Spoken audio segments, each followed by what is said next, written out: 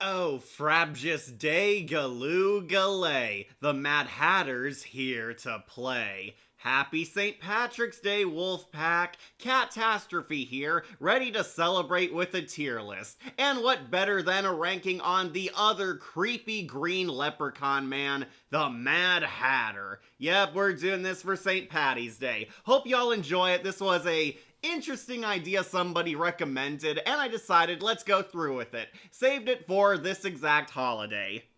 Hey, Cat. Hey, John Smith. Okay, so I'm making sure my stuff works. Streaming on a Tuesday? Well, it's a holiday, Tales. It's St. Patrick's Day, and we're celebrating with the last green villain of Batman, who's ironically also a creepy leprechaun-looking guy, Jervis Tetch, aka the Mad Hatter, the brilliant, insane genius who is often a menace to the Dark Knight. Mad Hatter is an underrated Batman villain, and honestly one I really like. He is a mentally challenging foe for the Dark Knight. He is a genius, he is a mastermind. Mad Hatter's skills is he's great at hypnosis, mind control, and manipulation, often putting him at odds with Batman. This is a villain I think deserves a lot more attention because Mad Hatter is almost as insane as the Joker is. He is funny, he is dark, he is insane, and he is a well-rounded character. And we're going to be judging all his media variants on this here tier list. Hey, Cat, was just rewatching some videos. Oh, hey, Ultra Yara, what were you rewatching? Everyone, hey, Shadowlink. Feeling mad as a hatter? I sure am. Hey, Shadowlink, you made it. Yes, I made it. Hey, Anime Knight, you're on time for once. I'm the guy who recommended it. Neat. It is a pretty neat idea. Yeah, we got all the Mad Hatters on here, from the Adam West Batman to Harley Quinn show, and even all the video game variants. Unfortunately, I did not make this tier list, so you will see some repeat Mad Hatters on here. Benedict Samuel from Gotham has all 4 of his different costumes here, and all the Arkhamverse Jervises are on this tier list. I guess we needed a lot more Hatters on here just to spice up the fun. Happy St. Patty's Day. When people mentioned the Mad Hatter, I was expecting the Alice in Wonderland Mad Hatter, but I wasn't expecting a Batman villain version of him. Yep, that's what we decided to go with, since I've been ranking a lot of the Batman rogues, and now it's Jervis's turn. For those of you who don't know, I have actually made a review on a Mad Hatter story. I reviewed a fan film simply called Jervis. It's still available on YouTube. You can watch it. It amazingly did not get copyright blocked because it was a fan film. I reviewed what was basically a live-action adaptation of the Mad Hatter's origin from the great animated series, Batman the Animated Series. It was a pretty kick-ass fan film and reminded me why Jervis is such a great and interesting villain. Jervis Tetch, if you don't know, he is a genius of the mind. He knows mind tricks, a master of hypnosis, a master of neurotech, a master of brainwaves. Jervis Tetch is a very hyper-intelligent genius. However, he lost his mind, his sanity, and became mad as a hatter, becoming the supervillain Mad Hatter. His weapon is his hat. His hat either has mind control tech in there or an assortment of weapons. His hat is like the Inspector Gadget hat. It has everything. Hypnotic powers, guns, lightning, any tool he needs at his disposal. His hat is his ultimate weapon. You will know this if you play the Lego Batman games. Not the first tier list with multiple picks of the same character, to be fair. Yeah, this was the best I could find because it was very difficult finding a Jervis Tetch tier list. I got basically one that has all the ones that matter. The only 2 I added were Batfam Jervis and Harley Quinn Jervis, but this one has pretty much all of them on here. Speaking of Wonderland, I've been really into Twisted Wonderland. I'm really into American McGee's Alice in Wonderland, even Alice Madness Returns. That Mad Hatter was also pretty creepy. Surprised there's no March Hare villain. Apparently, my friend Bodhi told me DC has done a March Hare villainess. She's a evil rabbit girl who's often friends with the Mad Hatter. Though she was relatively new, so yeah.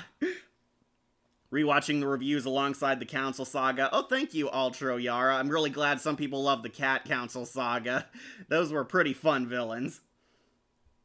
Before we know who will be the true S-rank Mad Hatter, let's try the past Mad Hatters before the certain ones. Yeah, we usually do. We try to go in order until people start suggesting or requesting I talk about a certain variant.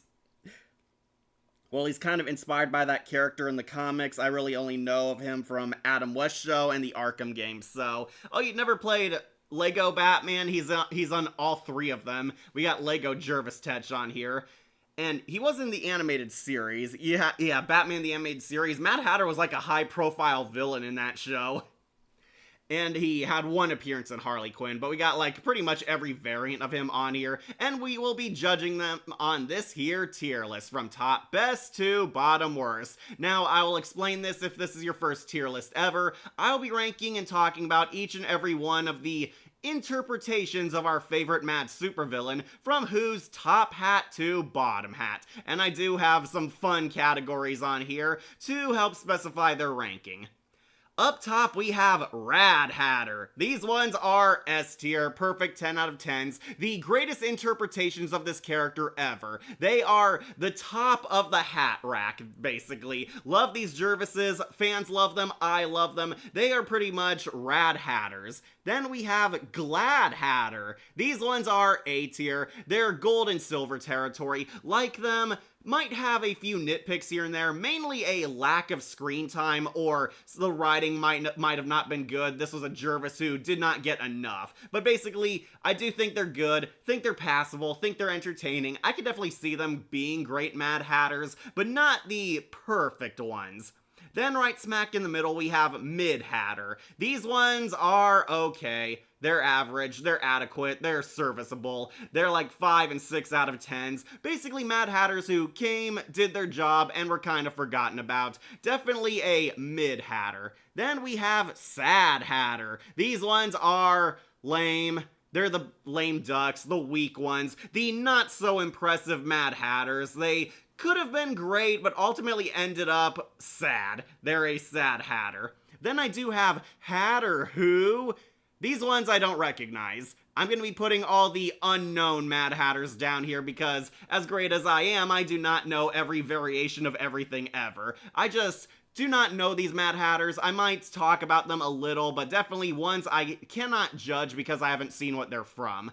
But underneath that, in rock bottom, we have Bad Hatter. These ones are total losers. 0 out of 10s, the F tier, the worst of the worst. Terrible interpretations of Jervis, terrible representations of the character. They are just plain bad. They are going on Bad Hatter. And I think you guys might know who will end up down here at rock bottom. But let's have some fun and act surprised anyway. Jervis Tetch is a very fascinating Batman villain. I really like this character. He was actually there in the early comic run of Batman. This is a villain who has been a part of the Dark Knight saga ever since the first ever comics run of the Dark Knight's character. Jervis Tetch is a total Alice in Wonderland fanboy, if you can't tell. He loves Alice in Wonderland. He is inspired by it, often trying to find his Alice and have his tea party with. He has like a crush on Alice. I guess Alice was Jervis's first waifu ever. Jervis is usually depicted as a scientist. Sometimes his job, his position, and whatever changes. He's been reimagined a lot of times, as you can see here on this here tier list.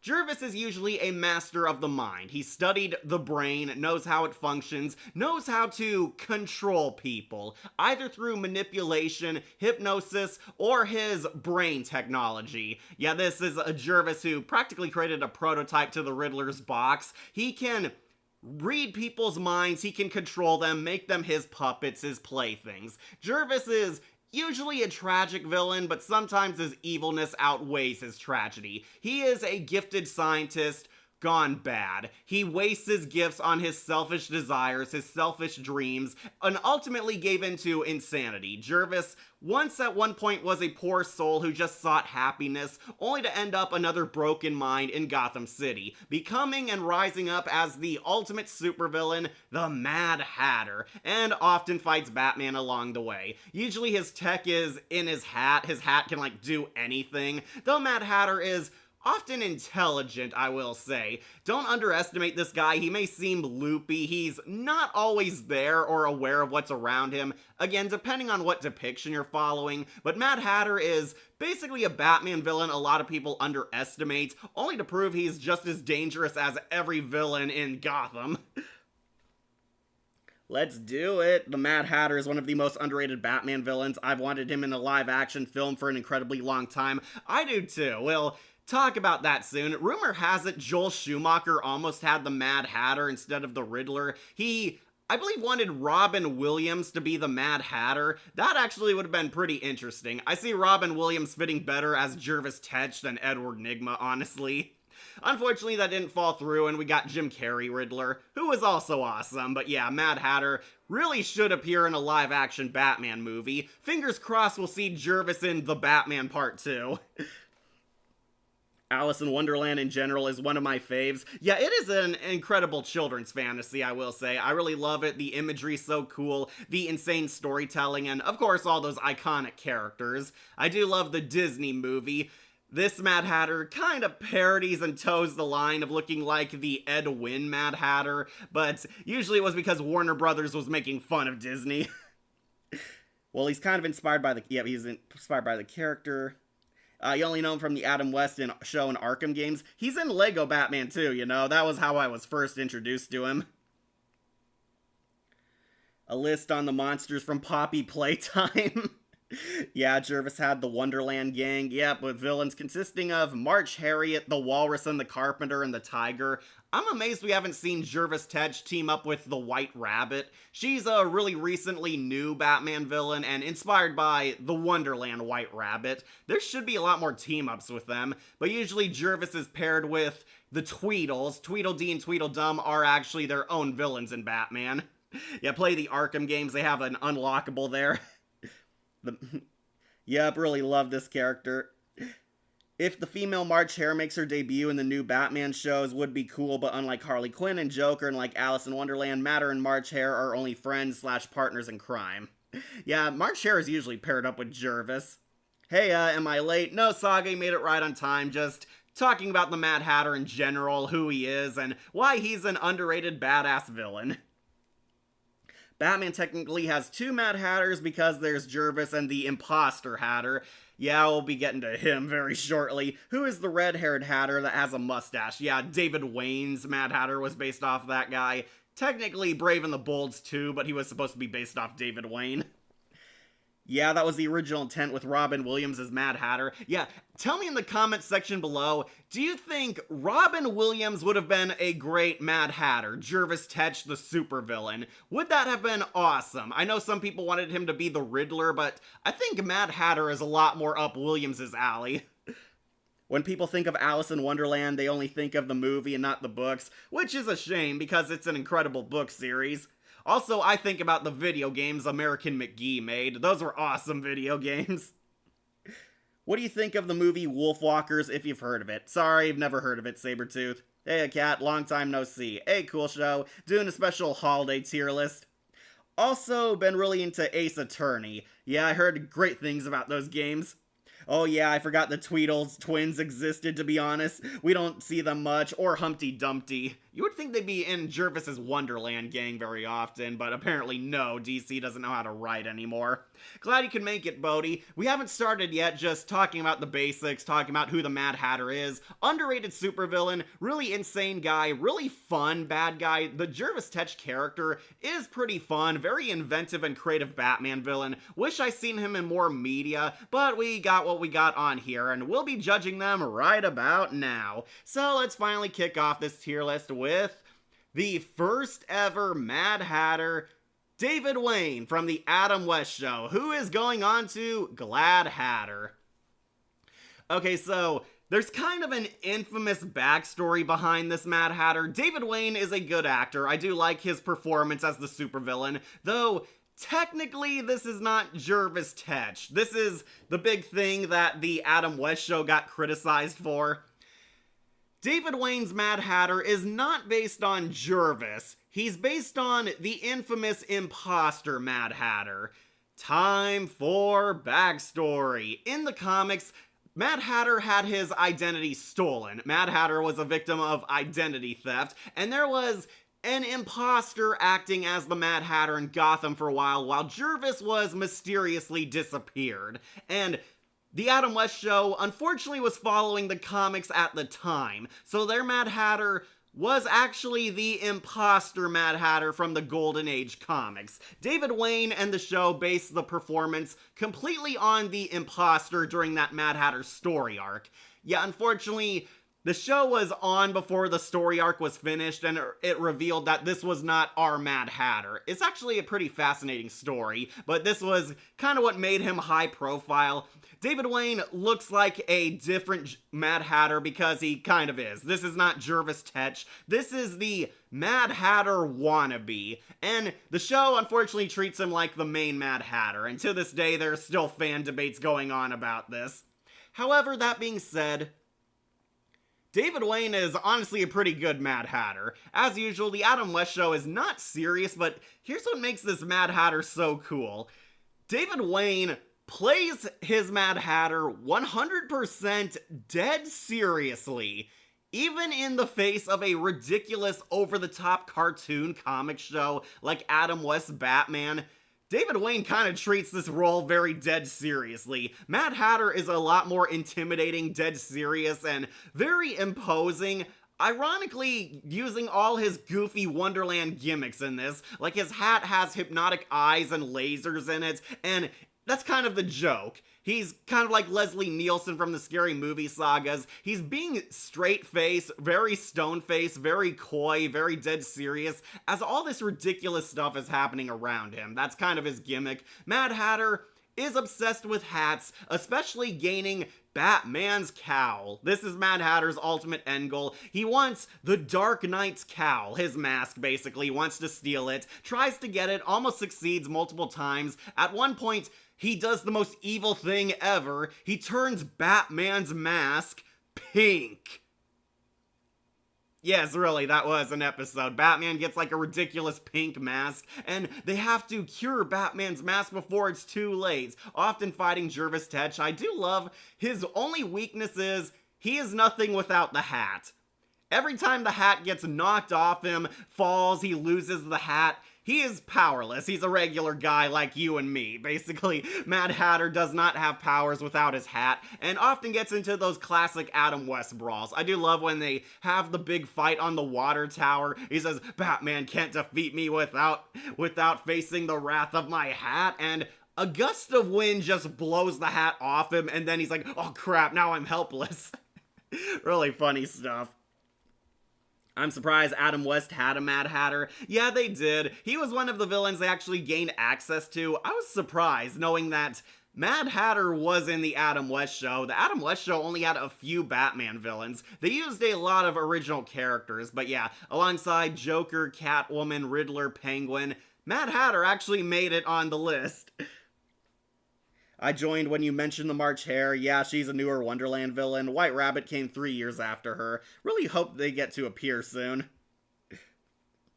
In my opinion, I prefer old DC over modern DC because they don't know how to write their storylines and characters anymore. Oh yeah, modern DC is awful. I remember they made a comic where Harley Quinn discovered she had a fart fetish. No, that actually is a comic. Look it up if you dare, and it is terrible. I don't think David Wayne liked being in the show very much, but I still love his performance. Yeah, David Wayne kind of felt like he was too good for this show. He takes the Mad Hatter dead seriously, but I think that added to the charm of the character, that Jervis is ironically very cold in this show, acts like he's this very scary guy when, you know, he's a Wonderland character. That's what kind of made him funny, but yeah. Adam West Show did not have heavy story arcs, basically episodic villain of the week storylines, a lot of to be continued to get you hyped to watch the next episode. Jervis had a lot of interesting episodes, I will say. I like his suit, I like his weird hat powers. David Wayne definitely did not steal the spotlight from characters like Julie Newmar's Catwoman or Burgess Meredith's Penguin, and I know we all love Cesar Romero Joker. David Wayne honestly did a fine job. I think this Mad Hatter is alright. I'm gonna put him on to Glad Hatter. I honestly didn't realize Adam West Hatter was the first one. Yep, he was, technically. We'll get to our next one, the cartoon one. But yeah, David Wayne going on to A tier. Pretty fun Mad Hatter, but not what I would call the perfect Rad Hatter.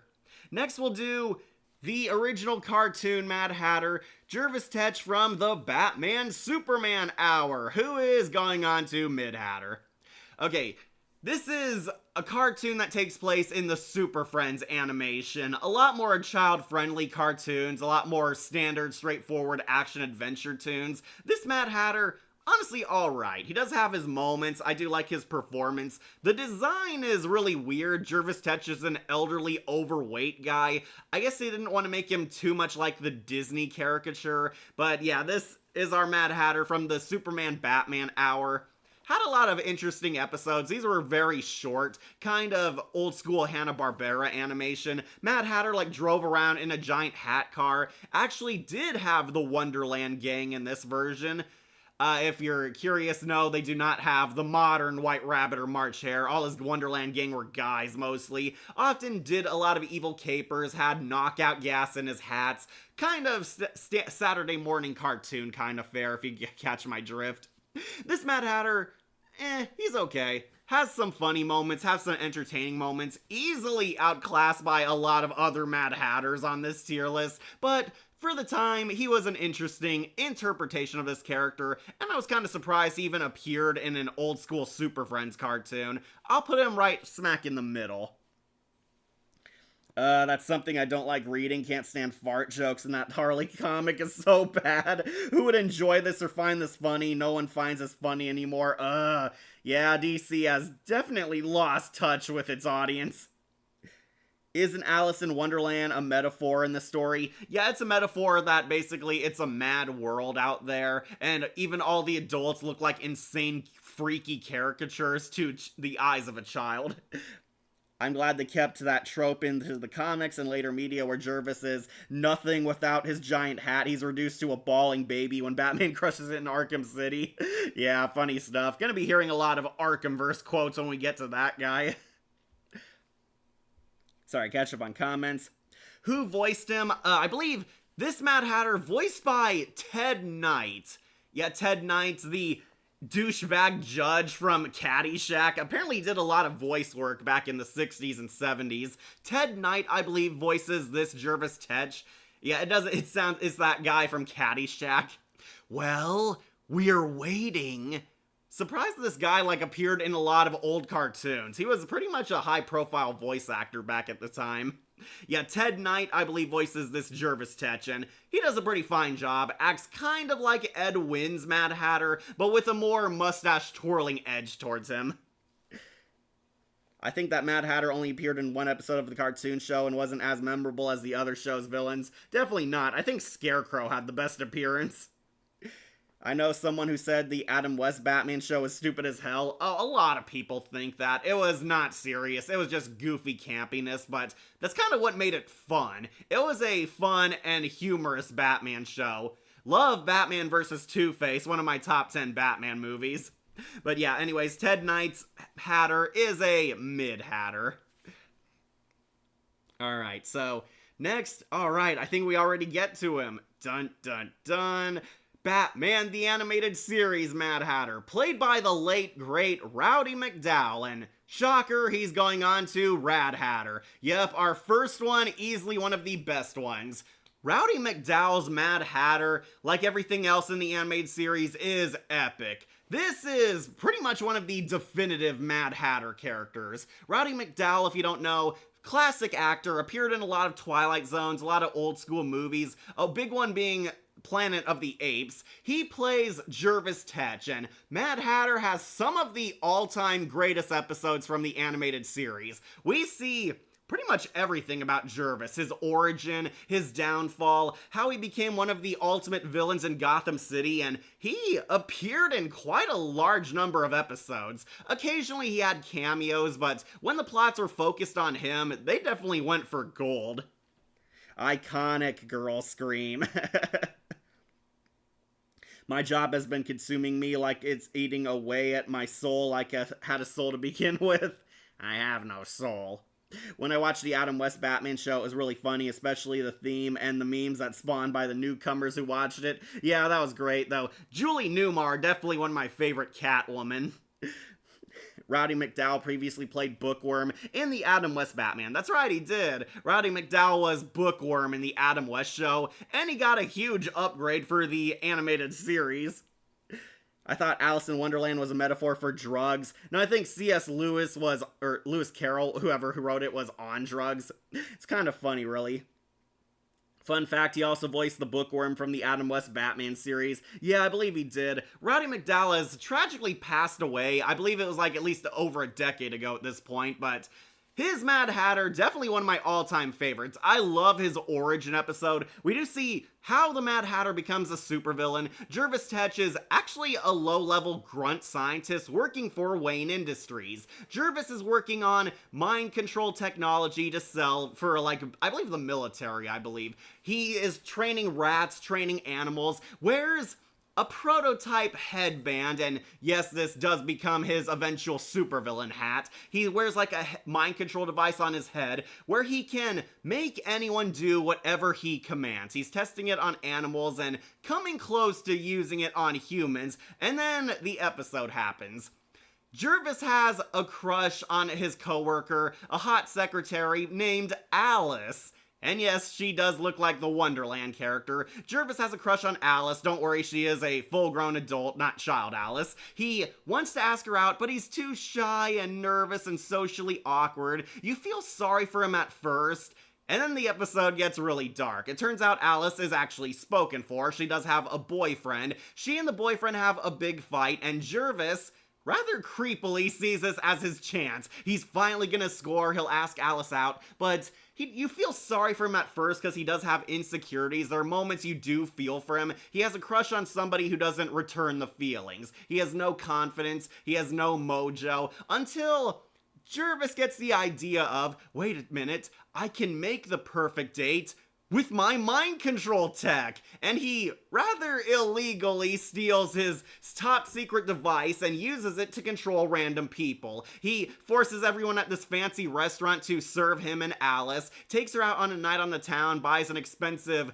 stagecoach where they go on a ride together because he's controlling everyone, gets all the Mad Hatter cards he plants onto people. They're almost mugged at one point, but Jervis heroically fends them off by planting mind control in them, tells them to go jump off a bridge, and this leads to Batman uncovering his plot. These two guys are psychically controlled to commit suicide, and Batman intervenes and saves the day, finding the mind-controlled chip on them, where Batman does his usual detective work, uncovering that this is the handiwork of his own employee, Jervis Tetch.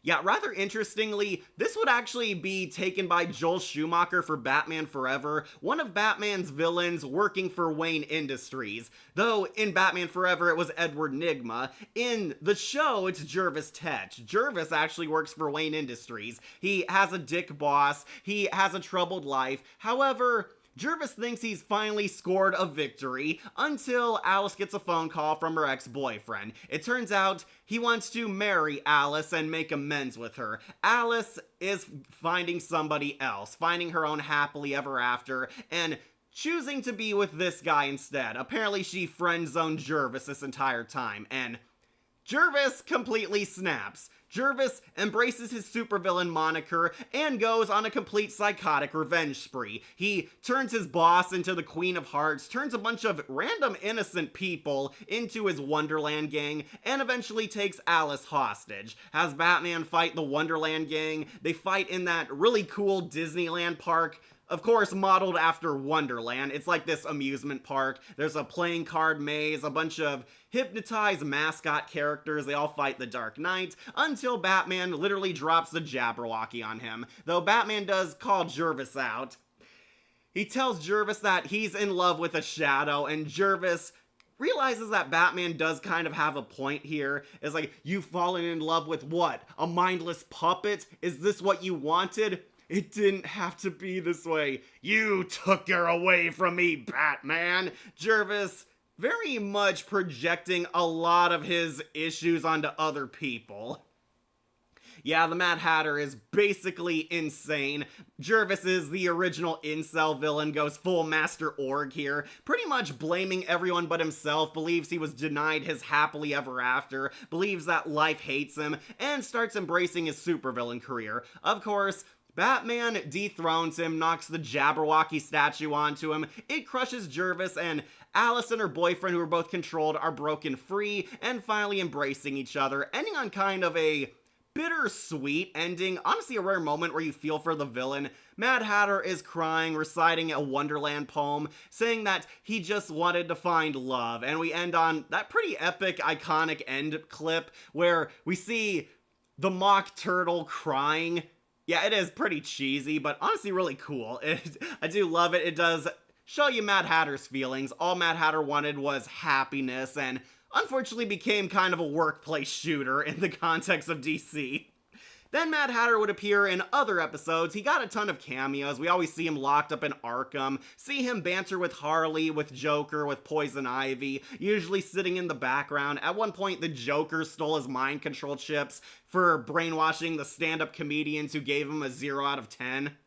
Yeah, that was an actual episode. It's a shame. I honestly learned about the Mock Turtle way later in my life. It's a shame. Yeah, the Mock Turtle, he's an iconic character. My school did a play of Alice in Wonderland, and my best friend was the Mock Turtle.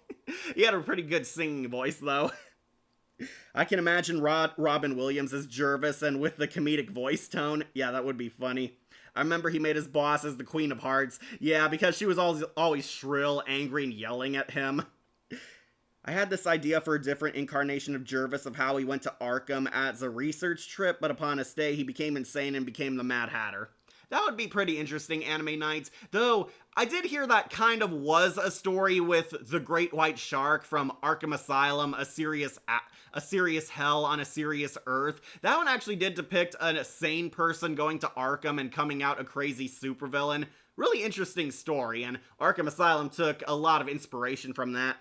Yeah, look up the Great White Shark character. He kind of did the same thing. I used to think that the Mad Hatter was a huge Batman villain because of the animated series. I felt disappointed that he wasn't very prominent in other adaptations. Fully agree. The animated series made Jervis an A-list villain. That was how good Roddy McDowall's performance was, how great Paul Dini's writing was, how great the show overall was. Yeah, they took somebody as silly as the Mad Hatter and also turned him into a Shakespearean tragedy. Unfortunately, Mr. Freeze kind of stole the spotlight from Jervis once he appeared, but this Jervis, pretty underrated. I like the Adam West Batman movie. Which one, cool show? There's now 3 officially. I do like them all. I like the movie where they fight on the Penguin submarine, the live action one, and the 2 animated ones, Return of the Caped Crusader and Batman vs. Two-Face. Roddy McDowall was in the 1970s comedy horror film Arnold. Also, he died in 1998. Wow, really? Rowdy's the voice I hear when reading the comics. Yeah, he's got that really eloquent British voice. Talks very suave and sophisticated despite being a cackling psychopath. Really great casting there. Fun fact, I read that one. Not gonna lie, I would put Batman the Animated Series Hatter over Arkham in many aspects. That's because Roddy McDowall's Mad Hatter was slightly more in control of his actions, whereas Arkham vs. Jervis is so insane he doesn't know what's real and what's not anymore. Yeah, this Mad Hatter, also much more of an genius mastermind type of villain. Mad Hatter is a lot more in control of his life decisions. Clearly crazy, but not Arkhamverse crazy, where that Jervis is so confused by what's going on and doesn't even know what's happening half the time. This Jervis, slightly saner. He's just the perfect adaptation that hit all the notes. Absolutely. Mad Hatter would also be revealed as a manipulative mastermind. He was always a puppet master type of villain. The Worry Men, he actually did give people worry dolls. Yes, worry dolls. He gave people haunting hour worry dolls, and the dolls are supposed to help people sleep at night, but really they were implanted with mind control devices. So Jervis could plug into their mind every time they went to sleep, and command them to steal things under the Mad Hatter's behalf. Batman finds out, foils his scheme, and defeats him. The other big episode with this Hatter is Perchance to Dream. Yep, one of the top 10 best animated series episodes had Mad Hatter as the twist villain. Batman is fighting and chasing a supervillain at the beginning. We don't see who it fully is until Batman is suddenly KO'd, where he wakes up and discovers that his life as the Dark Knight was all just a dream. Or was it? Bruce is put into this perfect utopia mindscape world where all his dreams have come true. He lives in a perfect Gotham. His parents are actually alive. We see Thomas and Martha Wayne for the first time.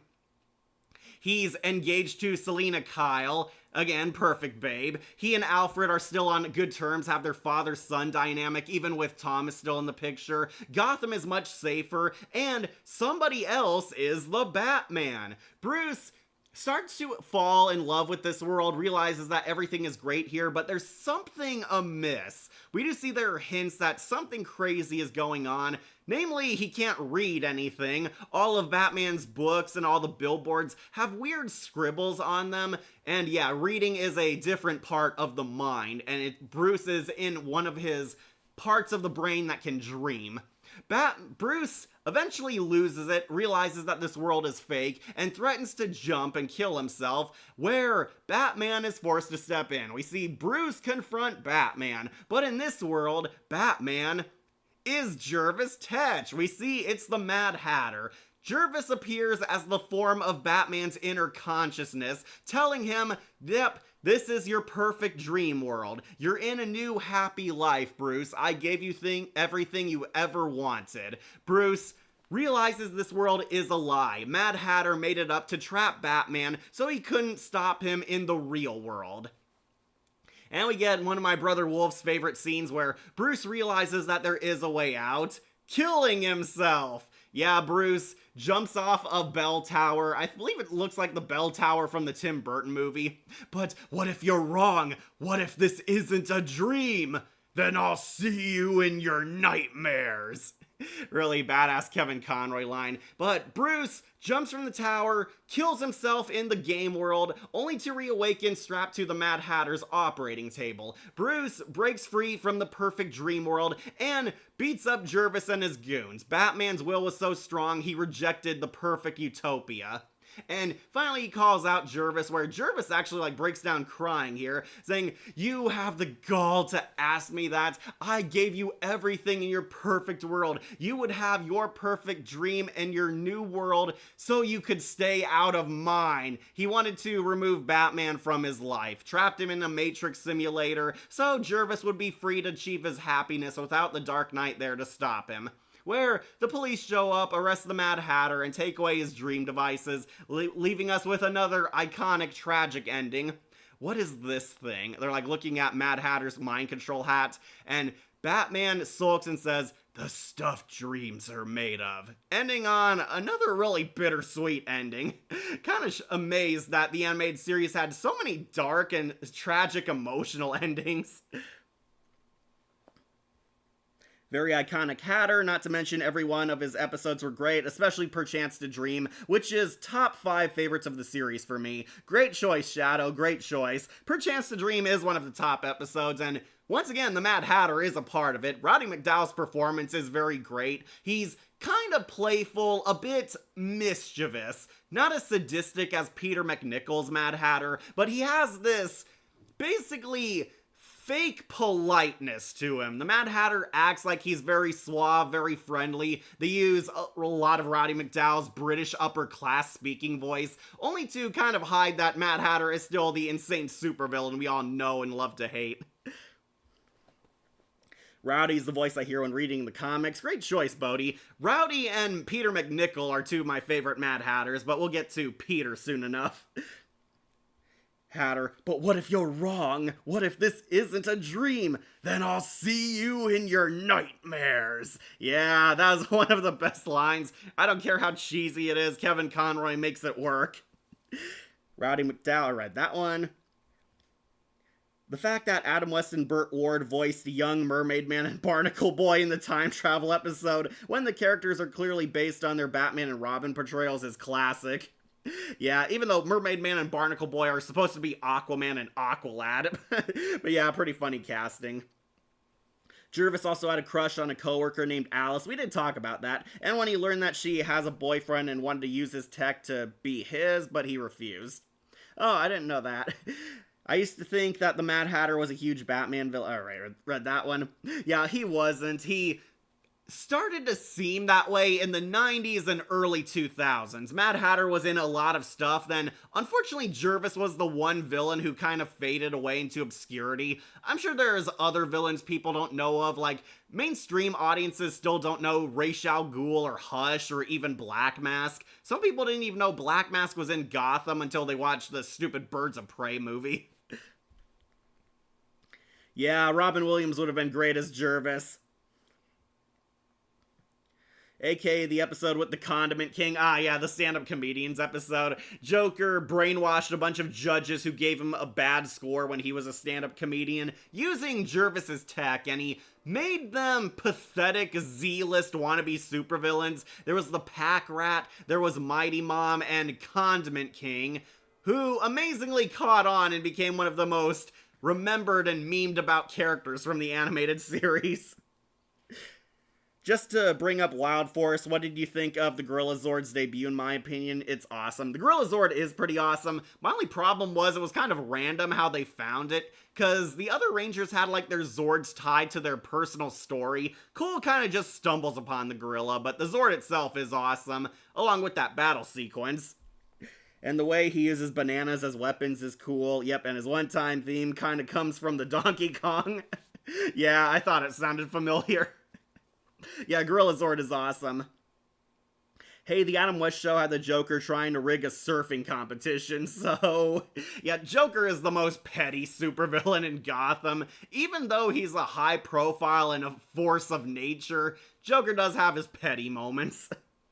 The 1966 live-action Adam West Batman. Okay, that was a pretty good movie. Honestly, I think if they wrote a new Mad Hatter right, he could be a good anti-hero if they wrote him right. Could be, but I think Jervis definitely got better when he became a creepier villain. Most missed or wasted opportunities in Batman. Roddy McDowall also did an audiobook of the first Batman movie by Tim Burton. Oh, that is awesome. No wonder they got him. Just got here, what did I miss? Not too much, Joseph. We're on Roddy McDowall's Mad Hatter. Gonna get to the next Roddy McDowall Mad Hatter soon enough, but so far got 3 on this list. The animated series, Jervis would be the first villain to know Batman's identity if it was the real one. Yeah, thankfully, that's how they keep the status quo. Jervis in Batman's mind is not the real Mad Hatter. He's taken his form, basically. This is the only time one of Batman's supervillains sees him unmasked before the new Batman Adventures would kind of spice that up. But yeah, Jervis doesn't know Bruce Wayne and Batman are the same person. Again, he was more concerned with trapping the Dark Knight forever rather than watching him. The Condiment King, I think he only got one toy in the Keener, The Adventures of Batman toy line. Condiment King was also in the Harley Quinn show. Rather hilariously, he's Kite Man's arch enemy. And I'm talking about Mad Hatter. Okay.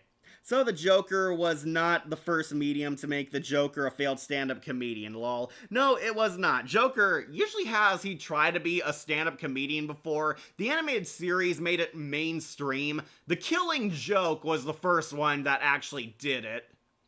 Yeah, the comic The Killing Joke, not the god-awful movie adaptation.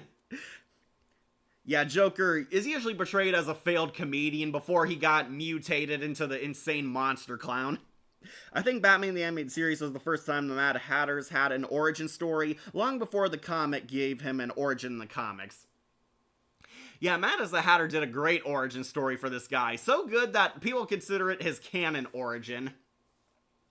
But otherwise, Jervis would appear from time to time, usually with villain ensembles. He was also there in the trial episode. Mad Hatter was the one who led the prison break at Arkham in the first place. Poison Ivy and Harley Quinn are bantering in their cells, and we find out the villains have actually come together for once for a big revenge scheme against the Dark Knight, where Jervis has brainwashed all the Arkham guards and personnel, meaning the inmates have control of the asylum, where they put Batman on trial. And this is a big showcase episode where we see every villain on display. Sadly, Scarecrow and the Riddler are the only villains who don't talk. But yeah, we do see Jervis is there because Roddy McDowall is awesome. I do love when he's testifying against Batman saying, oh, it's his fault I became a supervillain. He was going to take Alice away from me. I had no choice but to stop him. And Batman's on defense with a lawyer who ironically hates them, and she actually points out the flaws in all the villains' stories. I mean, you could have respected her wishes and left her alone. I would kill her for it! And Jervis, just completely snaps. I'd have killed her for it! That's not gonna be kept on the record, is it? Record? Is somebody supposed to be keeping track of this stuff? Yeah, all the villains pretty hilarious in this episode. I almost like Trial more than almost got him because we got a lot more faces in the crowd this time. Yeah, Roddy McDowall, pretty awesome. He's there helping other villains and sadly wouldn't become a main villain again until the next show, which we'll bump off right now. The Red Sky season Mad Hatter. Mad Hatter got a colossal makeover here, but I'm gonna put him onto Rad Hatter anyway, because it's the same guy to me. I remember there was a creepypasta based on the Pack Rat where we see him actually shoot people in the episode. I don't remember what the story was called. I gotta find that now. Do you know the Batman villain Babyface? I vaguely remember him from the Brave and the Bold show in the DS game. Yeah, I do. Babyface was an OC for Brave and the Bold. They got Tom Kenny to voice a mafioso who was built like the Hulk, except his head was the size and shape of a baby's. Yeah, that guy was really weird. Babyface, he was a mafioso in Brave and the Bold. Pretty funny character, honestly, but good for a one-shot type of deal. Okay, so finally made it to the Red Sky seasons. Jervis got demoted to extra in the main show up until he came back in the Red Sky show. With this massive makeover, somehow Jervis shrunk down a few feet and became a little person, and is somehow a lot older than when we last saw him. Jervis now looks like the Disney Mad Hatter with this redesign, though I will say I do like the outfit. It's just weird seeing how vastly different he looked. Yeah, these two, they're the same guy in the same continuity. Notice the difference between these two. Yeah, Roddy McDowall is still Jervis Tetch in the show, and he got one good filler episode, then also appears in the background in a lot of the future DCAU stuff.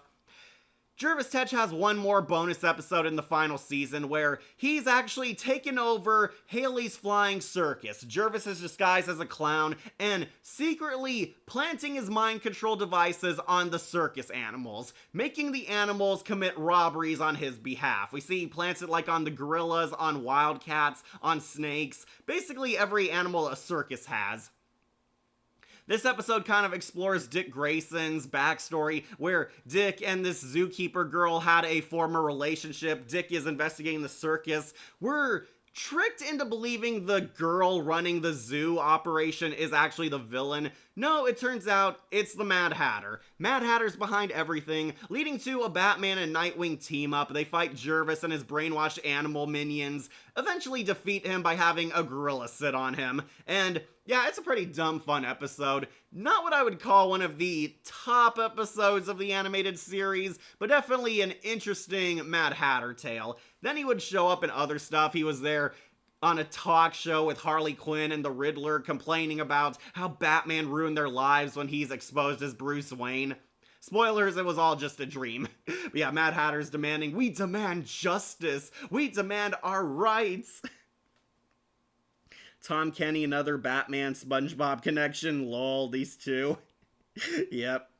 I remember there was a Pokemon promo on Kids WB, which was an edit of Batman the Animated Series Almost Got Him episode, where Ash meets the you-know-who, if you saw the episode. These two Mad Hatters are supposed to be the same, yet one looks young while the other looks old. Did he age fast? It's kind of weird because the Red Sky seasons are only supposed to be 3 years apart. And this Jervis also shrunk. Mad Hatter was ironically tall in his debut season, and now he's a little person. Yeah, I guess Batman broke a few chunks of his spine in their fights. Though, last thing I will mention about this Mad Hatter, I do love he is in a villain alliance where Batman has mysteriously disappeared, and all the villains are pulling together trying to take over Gotham, where we see Mad Hatter, the Riddler, and Bane are trying to make a villain team. They're gonna take over Gotham and separate the city now that the Dark Knight is not interfering with them, where Superman shows up disguised as the Dark Knight. Yeah, Clark Kent wears one of Batman's outfits and is helping Robin try to find out what happened to Batman, and they fight these villains because they believe Jervis Tetch might be behind Bruce's disappearance. Bruce Wayne has actually disappeared, acting kind of different. They believe the Mad Hatter is mind controlling him, and it is pretty funny. This is one of the funniest things I've ever seen. The supervillains are in complete shock and awe, totally baffled at how Batman seems superhuman. They attack him in ways that would kill any normal man, and Clark Kent, being Superman, just shrugs them off, making Batman look like this unstoppable Terminator. He beats up Bane with rather ease. He defeats the Riddler, and he somehow runs faster than the Mad Hatter, even though he got a head start on him. Curiouser and curiouser. They actually capture Jervis Tetch and interrogate him, where sadly, this ends up being Jervis's final appearance. Jervis actually helps them crack the code. He looks at the microtech that brainwashed Bruce Wayne and tells him it's not of his work, it's of alien creation, revealing our twist villain is Brainiac, and sadly, that was the Mad Hatter's final appearance. But yeah, Roddy McDowall's Mad Hatter, pretty good character, really like him. Of course, he's going on to S tier. Seeing Bane in pain was funny. Yeah, it was. It so was. The only funny moment of this Mad Hatter is the scene between him and Bullock. Yeah, when he's disguised as a clown and he's just trolling Harvey Bullock to be a dick. Yeah, Jervis is disguised as this mute clown, and he basically toys with Harvey Bullock. He doesn't know it's him, and he's messing on his car and such. If Hank Hill came across the DC Mad Hatter, he would be freaked out. Oh, absolutely. I think any sane person would be freaked out by this Mad Hatter. Wait, wasn't there an episode of Batman Beyond where Terry takes out, spoiler, a talking gorilla? Did that monkey just speak? And the monkey just spoke. Yeah, there was an episode like that. If I had to guess why Mad Hatter looks different, he must have drunk from the fountain of the fountain of aging from Futurama. Wait, you're not working green? I'm wearing a green collar in real life, just using my cat avatar. But alright, wrapping up Roddy McDowall's Mad Hatter, of course he's going on to S tier. This is one of the best interpretations of the character, one of the best performances. Roddy McDowall is amazing as this character. The best writing for Jervis, the best outfits for him, and some of the top tier stories. I love Mad as a Hatter, and especially Perchance to Dream 2. This Mad Hatter, easily a Rad Hatter. Both of them will go up on S tier. I mean, wearing green, oh my, you're lucky. Yeah, I got a green collar on in real life. Just using my cat avatar for the DC list. But yeah, Roddy McDowall, he's awesome, going on to S tier. Alright, so sadly Mad Hatter did not appear in The Batman, which is weird because he would have been perfect. Apparently there was talks that Christopher Nolan was considering using the Mad Hatter, but they ended up not using him anyway, which sucks, but because Mad Hatter would have been awesome on that show. So we're jumping ahead to Brave and the Bold Mad Hatter, who is going on to Mid Hatter. Yeah, so I do like that they made him look like David Wayne from the Adam West show. That's basically what they based the design on. He looks like the Adam West Mad Hatter, but he doesn't do anything. Mad Hatter doesn't even talk in this show. He appears in villain group shots. That is all he does. He shows up at prison break scenes, at Arkham Asylum break scenes, makes a cameo in the Batman meets Scooby-Doo Brave and the Bold movie. He doesn't even say anything. We don't know anything about his persona. We don't know his criminal schemes. He just shows up and we're supposed to point and laugh that, oh, he looks like David Wayne from the Adam West show. And that is it. Mad Hatter is basically a glorified background character, a reoccurring extra in Brave and the Bold. Sadly, they never gave him an official episode like they did with every other of Batman's rogues. They at least had like one episode or mini plot. Jervis does not. They rarely used him. He's only there for big villain brawls, basically. Going on mid. Yeah, strange how certain villains didn't show in the Batman show. Would have liked Mad Hatter or Scarecrow. Those two would have been awesome. I did hear the Batman was not allowed to use certain characters. There was the Bat embargo, and characters that were appearing in Christopher Nolan's Dark Knight saga were not supposed to appear in the Batman or Justice League Unlimited. Unfortunately, Mad Hatter was one of the characters that got hit by the embargo, which sucks because Scarecrow, Mad Hatter, and Two-Face would have been awesome to see, but no, Scarecrow and Two-Face were in the Dark Knight saga, so they couldn't, because that would confuse the stupid children. All these years later, and the Bat embargo still sucks. I know he's not in the Batman, at least we have Clue Master, who is also not like his comic counterpart, but whatever. I guess he dies and beyond. According to Paul Dini, Jervis eventually lost his mind from overusing his hat technology. He killed the insanity in his brain and basically became a normal everyday schmo running a tailor shop. Like, yeah, he runs a hat shop and suits, and Jervis basically went straight. That was Paul Dini's explanation, actually. Furry.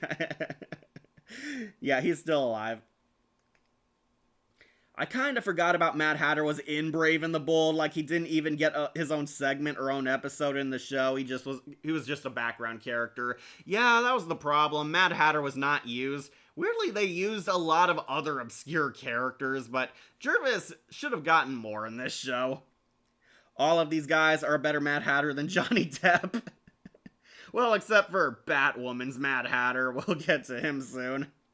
The Batman kind of replaced Two-Face with Clayface. Yeah, I know that was his purpose, which at the same time was kind of odd and still odd even to this day. I liked Ethan Bennett's Clayface. We'll see where he lands on that future Clayface tier list, but they tried to make him a hybrid of one, Clayface, and two, obviously Harvey Dent. Ethan Bennett was Batman's best friend turned supervillain in that show, and I do think it was a pretty good idea, pretty great execution, especially because they did make Ethan feel like his own character. He was not just obvious stand-in for Harvey Dent, though that was what his creation was supposed to be. Still, he ended up being a pretty interesting and deeply layered supervillain, so they did good with him. Also, hey Kat, hey James, glad you made it for our St. Patrick's Day stream. At least he got a happy ending. Talking about Clayface, yeah, he did. He definitely did, and he earned his. Anyways, Brave and the Bold, Jervis going on Mid-Hatter. He was there, and that's really it. Alright, next, I think I got one of our remaining cartoon Mad Hatters. Young Justice Mad Hatter. Oh yeah, remember? Jervis was on Young Justice, played by Dwight Schultz, using his Professor Pig voice, or his Mung Dole voice for my Chowder fans. Young Justice Hatter also going on Mid-Hatter. I will put him above Brave and the Bold because he actually talked. Okay, so during the infamous Season 3 Young Justice Outsiders, Granny Goodness is trying to find a way to create and mind control metahuman soldiers. And, of course, one of their top scientists working on this project is Jervis Tetch. Tim Drake Robin, and for the first time in animation, spoiler, Orphan, and Red Arrow, or Arrowette as the fans call her, Arrowette, they're tracking down Jervis Tetch. We find out Clayface is impersonating as him to throw the heroes off track. Well, Jervis is secretly in a computer lab perfecting the mind control stuff, and he plugs it into a test subject where he playfully makes him hit himself. I command you to punch yourself. Why are you hitting yourself? Why are you hitting yourself? That's about as funny as this Mad Hatter gets. It is kind of weird hearing Dwight Schultz in Young Justice. Mad Hatter kind of sounds like his Professor Pig, or Mung Dole for my Chowder fans. He has that really angry, grouchy old man voice. Jervis kind of looks like how he does in Batman Bad Blood, but the design is okay. Looks like a hybrid of the classic Mad Hatter mixed with David Wayne in there. Basically, he perfects the mind control tech until the outsiders show up. Tim Drake and his girl team, Spoiler, Orphan, and Arrowette interfere. They fight Clayface for him. It turns out Jervis has Clayface under mind control and is using him Batman Hush style to fight his battles for him. Mad Hatter actually gets away. We see him walk away with the test subject and eventually finishing him, revealing that his mind control test subject is Shade. Yes, this was the origin story for Shade. If you don't know, Shade is the dark supervillain who can control shadows. Yeah, that guy from Justice League / Justice League Unlimited who had the cane that can cast shadows. This was his origin. Jervis Tetch programmed mind control in him, and we see them giving him his super armor, turning him into Shade, where he has the power to manipulate shadows. And unfortunately, Mad Hatter would not reappear in this show ever since his first appearance. Yeah, so that's kind of why I'm dropping him down to mid-Hatter. It was an interesting portrayal of the character, and I thought he was going to do so much more on this show, but as anyone who's watched Young Justice knows, they lost control of the plot and cast so quickly. Granny who? Oh, that's Granny Goodness. Granny Goodness is the right-hand woman to Lord Darkseid from Apocalypse. Granny Goodness came to Earth to help conquer it, and they were creating super soldiers. Jervis is one of the thousands of supervillains working with them on this top secret project. Yeah, Granny Goodness is the actual arc villain of the third season. Great, first we got the evil granny in an old story, that one granny from the Ghost of Fear Street, Don't Get Sick of Grandma's House, and don't forget evil granny from Weapons, though technically she was an aunt, and now her, yep.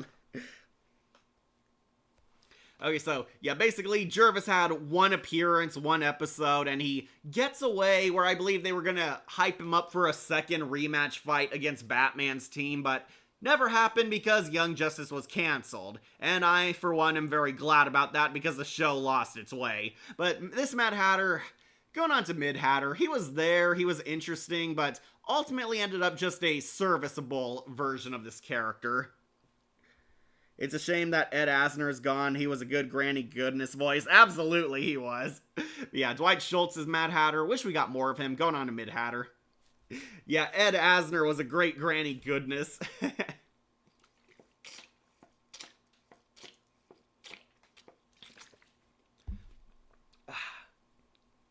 Sorry, I drink my waters to stay hydrated here because it is pretty hot here. Alright, next we'll kick off Batman Unlimited Mad Hatter, who sadly is also going on to mid-Hatter. I will put him above the Super Friends Mad Hatter. Yes, Jervis was in Batman Unlimited. If you don't know, these movies are free on YouTube. Highly recommend checking them out. I liked Animal Instinct the most. The Halloween one was dumb fun. Haven't seen the Mr. Freeze one yet, but yeah, Jervis appears in it. I saw his cameo, and that's really all it is. It's a cameo. It's a shame, too, because this design is pretty cool. I love the Mad Hatter's look here. He looks like his Lego Batman counterpart, and the voice for him is pretty crazy. Penguin and Mr. Freeze broke into Arkham Asylum and are walking past a hallway of cameos. We see Two-Face, we see Hush, and we see Jervis Tetch, and he basically has one line. Hey, bird, why don't you come in here and be free with me? And Penguin pretty much snarks at his stupidity and calls him a weirdo. Yeah, that's kind of the end of Jervis's appearance in Batman Unlimited. I suspect we were gonna see him in a future movie, and they were teasing who were gonna be the next villains, but unfortunately he hasn't done much in Batman Unlimited. It's just a cameo, going on to mid-Hatter. Alright, next, I think we'll bump off one I don't recognize. Scribblenauts Mad Hatter. Oh yeah, you guys remember Scribblenauts? Scribblenauts? Yeah, I have not played Scribblenauts in forever, so I'll have to put them on to Hatter Who. Yeah, our first obscure Mad Hatter. Mad Hatter is one of the many DC characters on the video game Scribblenauts, and I am not even sure if this video game is still active. It was an online RPG game where you get to play as a multitude of characters, and Scribblenauts added the DC universe to its roster. Jervis is one of the billions of DC icons you can play as in Scribblenauts. Goosebumps, fly away, bird. Really like that review, huh, James?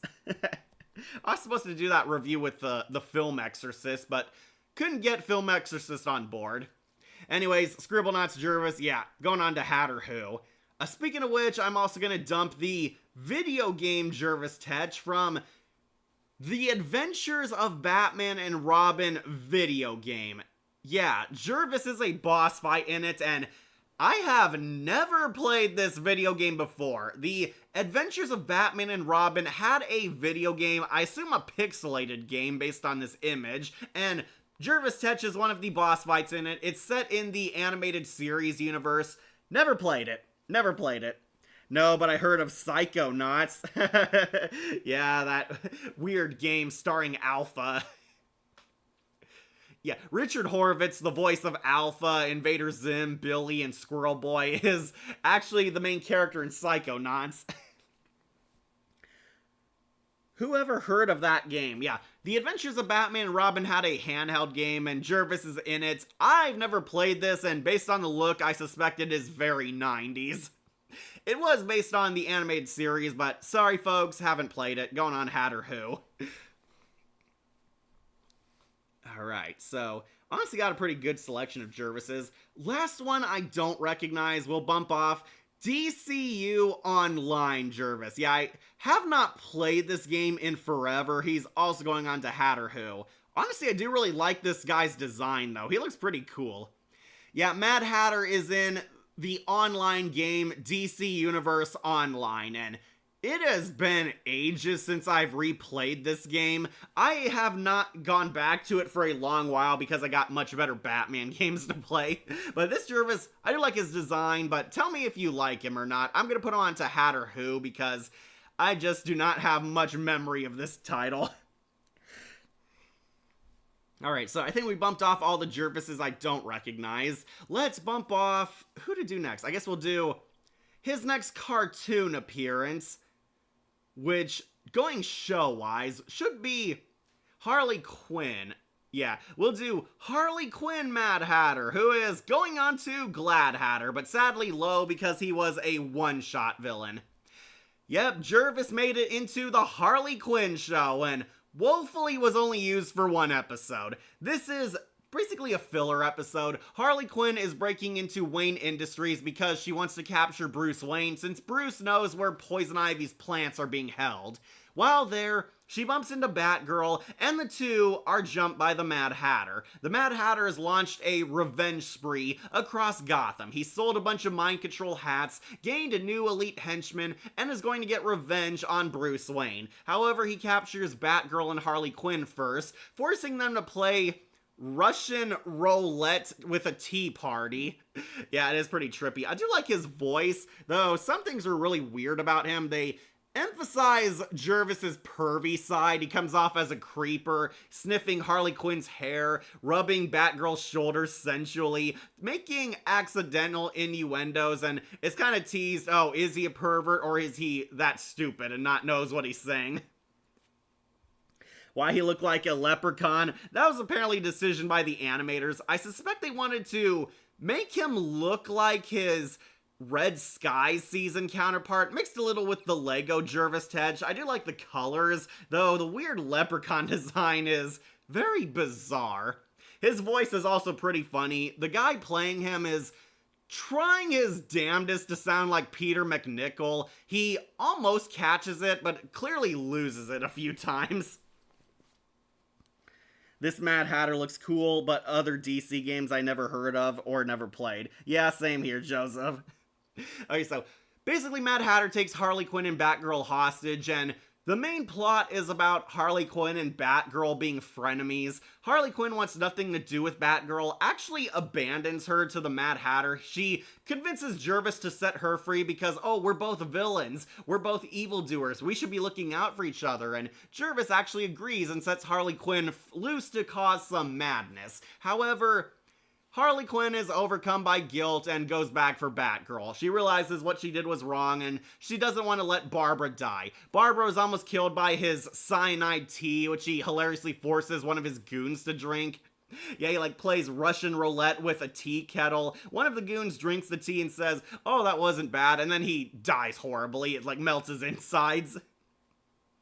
Yeah, Jervis wants to force Batgirl to drink it. Mad Hatter almost succeeds at killing Batgirl here, so that's why he kind of wins some points. Mad Hatter puts a brainwashing hat onto Barbara. She almost drinks the tea, then Harley Quinn shows up. Big epic fight scene where the girls double team Jervis and beat him. Unfortunately, Jervis is beaten to death by Harley Quinn. He is killed in his one and only episode, where Batgirl and Harley become frenemies again, and Batgirl says, "Oh, there's good in you, Harley Quinn," and Harley Quinn basically wants to shut Barbara up, so she randomly beats Jervis to death Negan style. Yeah, she bats Jervis dead, and that's the end of the Mad Hatter. A darn shame, because I thought this guy was kind of funny and would have been an interesting interpretation of the character, but no, he's a one and done. I am really shocked that the Harley Quinn show does kill random A-list Batman villains. They killed off the Scarecrow, they killed off the Penguin, they killed off Mr. Freeze, and now Mad Hatter is added to the kill count. He looks more like a leprechaun than the actual Mad Hatter. Yeah, he does. They definitely doubled down on the leprechaun look for him, though he has that weirdly huge pinky fingernail. It looks really gross. He has absurdly huge pinkies, and he grosses out Harley Quinn and Barbara with it. Yeah, that was basically his weirdo trait. Yeah, this Jervis, honestly pretty fun. I did like him, even if he was a one-shot villain. The guy voicing him definitely had fun. The art team really had fun, making him look more like the leprechaun. But I thought this Jervis did a fine job. We'll put him on to low Glad Hatter. Don't worry, we got some good hat boys coming up. Alright, next, I think I'll bump off, let's do Bat Fam Mad Hatter. Yes, this weird, awkwardly drawn Jervis Tetch, he's the Mad Hatter from the HBO-only cartoon, Bat Fam. Mad Hatter is actually a father in this show, with his two children, his happy-go-lucky son, the Glad Hatter, and his emo daughter, Sad Hatter. And they both drive him mad.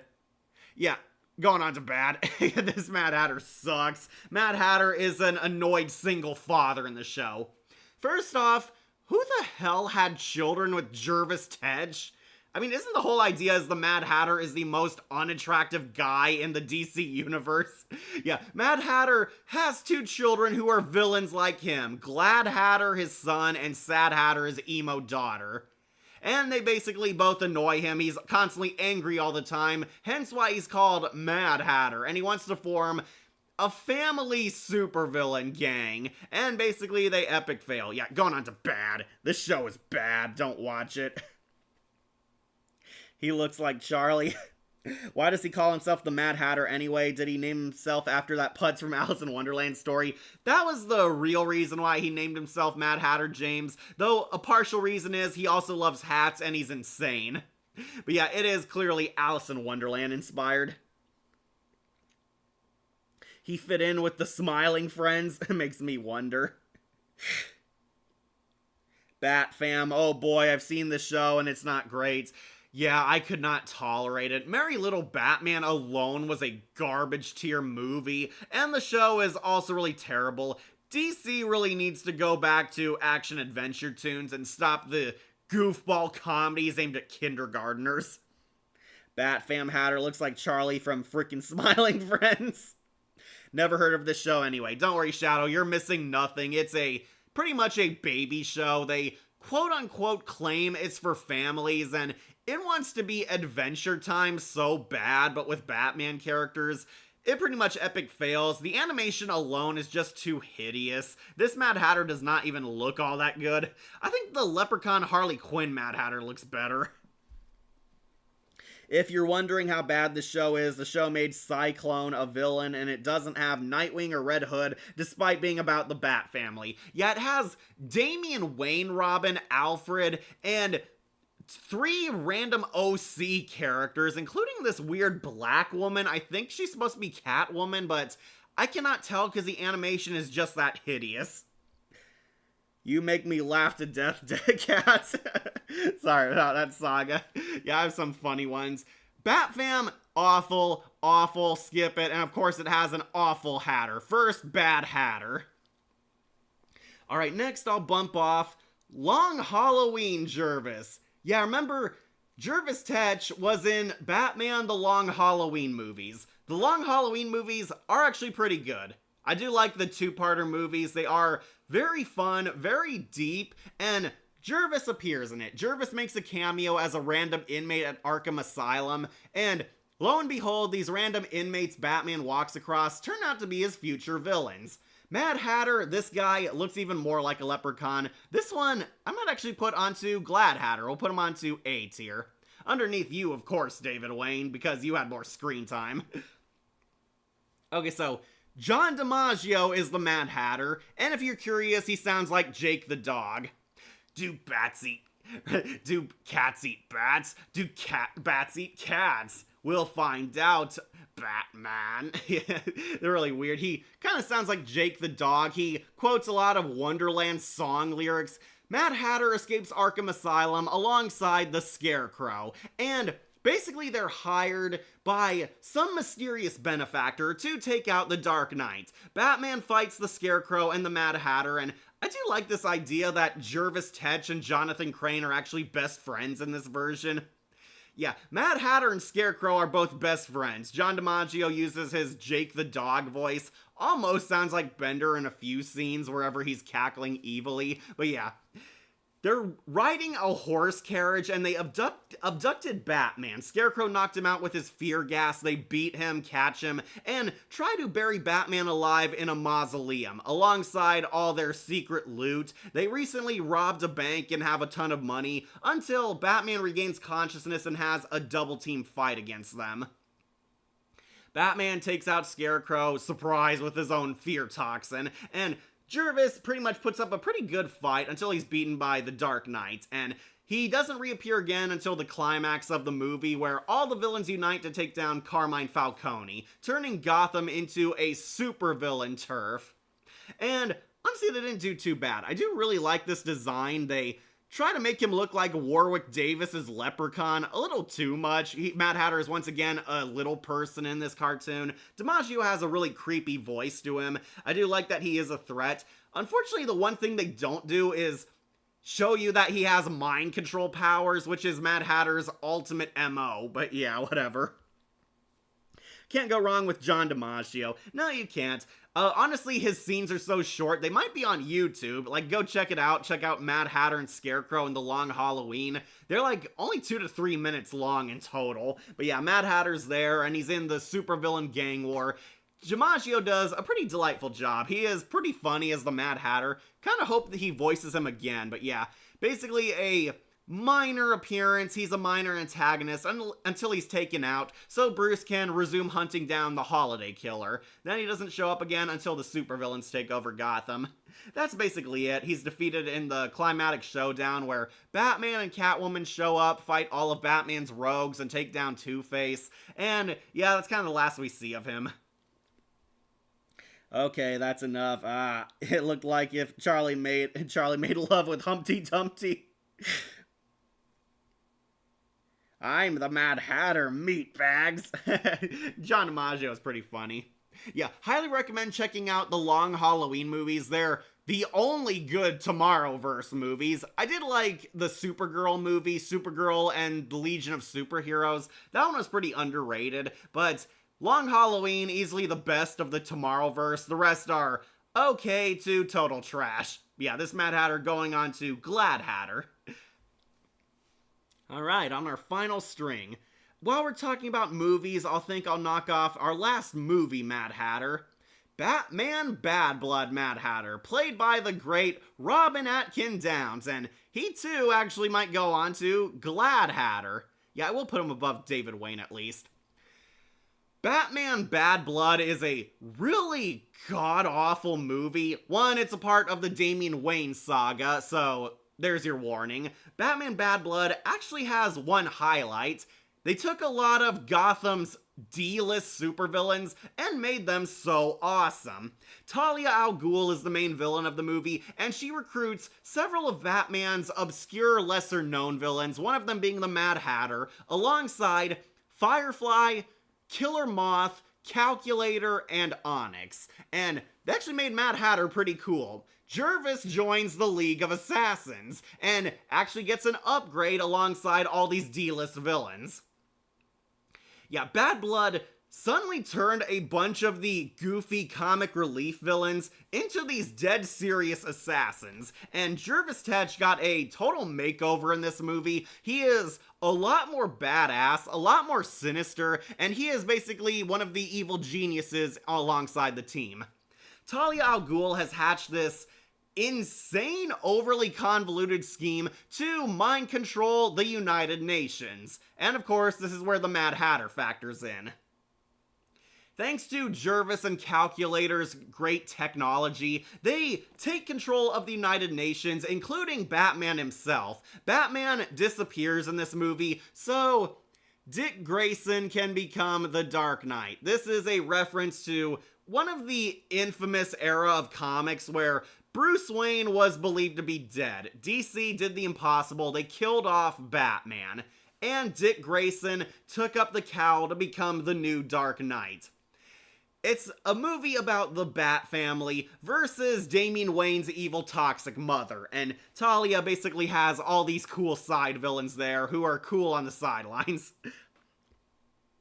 They fixed Killer Moth. Yeah, Bodhi, I know you love him. Killer Moth is actually so awesome in this movie. Killer Moth has like a Firefly level armor and gadgets, and Jason Spizak did a pretty good voice for him. Yeah, Killer Moth is one of the D-list villains alongside Jervis, and Jervis is really cool in this movie. He has like a hat that turns into a ninja blade. Jervis actually kills people in this film. He is badass. He was given proper training by Talia al Ghul and the League of Assassins themselves, becoming a much better villain. And I really like that. I really love that Mad Hatter, Killer Moth, Firefly, and even friggin' Calculator all became bona fide badasses in this film. The only highlights of a very terrible, mediocre film. But anyways, Jervis helps Talia in her ultimate scheme, mind control the United Nations so the League of Assassins can rule the government Illuminati style. There is a big epic fight on like this SHIELD helicarrier. Jervis is controlling everyone until, out of all the characters, Alfred shows up to basically save the day. He dethrones Calculator and Mad Hatter, and Alfred like straight up goes beast mode. He murders Calculator by electrocuting him, and overloads the mind control machine, causing Jervis's head to blow up. Yeah, I'm not even kidding. Jervis dies by having the mind control machine backfire on him and blow his head up Scanner style. Jervis basically gets a crater where his head used to be. It's so crazy and honestly kind of funny how dark it goes. But yeah, Jervis gets killed by his own technology, hoisted by his own petard. Robin Atkin Downes honestly did a pretty good portrayal of this character. I love his banter with the adult Damian Wayne clone. Yeah, this movie is really weird. He's like one of the few friends to adult Damian Wayne, telling him and warning him that Talia sees him as disposable. He doesn't believe him at first until the climax of the movie happens. And Mad Hatter has cool ninja moves, has cool technology, and I gotta say, he wins points because he almost helped Talia take over the world. That definitely puts him onto A tier. This movie made Killer Moth on a DC's biggest one of DC's biggest joke villains cool, as well as the Calculator, yeah. This movie shows why you shouldn't mess with Alfred. Yeah, Alfred is actually badass in this movie. Alfred kills the Calculator and the Mad Hatter. That is a pretty epic Alfred portrayal. Yeah, this Jervis, pretty underrated. They more or less fixed a bunch of Batman's lesser villains. Mad Hatter, Calculator, Firefly, and especially Killer Moth. Killer Moth is a badass minion in this movie. I recommend watching it just to see them alone. But yeah, Robin Atkin Downes is Mad Hatter, going on to top 8 here. Wish he lasted longer, but for now we'll make him a Glad Hatter. Killer Moth deserves to be rewritten, but this tier list isn't about him. Are there enough Killer Moths for his own tier list? Might be a really short tier list, but I'd be on board for it. Alright, anyways, Bad Blood Mad Hatter going on to 8 here. Pretty underrated portrayal. Not as cool as Killer Moth, but still pretty impressive.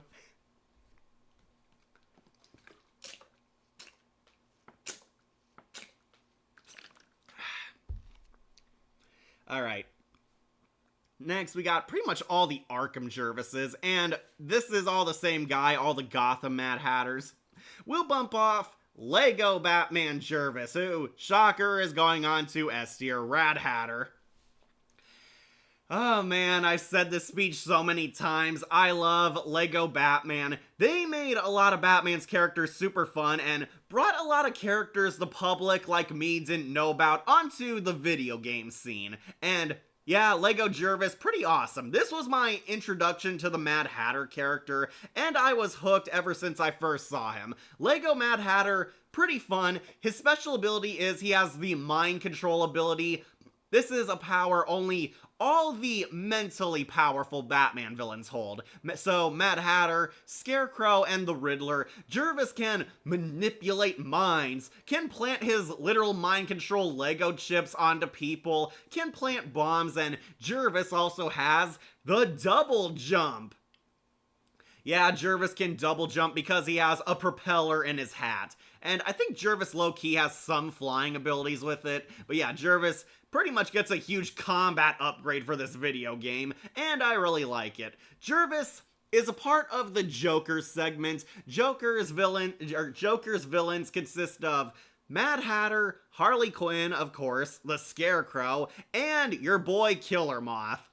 Yeah, Joker gets all the joke villains and crazies. Mad Hatter is there in the crowd, and he is pretty much a fun character to play as. He's cool, he's kick-ass, he carries a gun on him like Rowdy McDowell's Mad Hatter. I really love the design they gave him. I'm not sure if there's an actual Mad Hatter Lego piece out there. This is like the only version I saw of him as a Lego.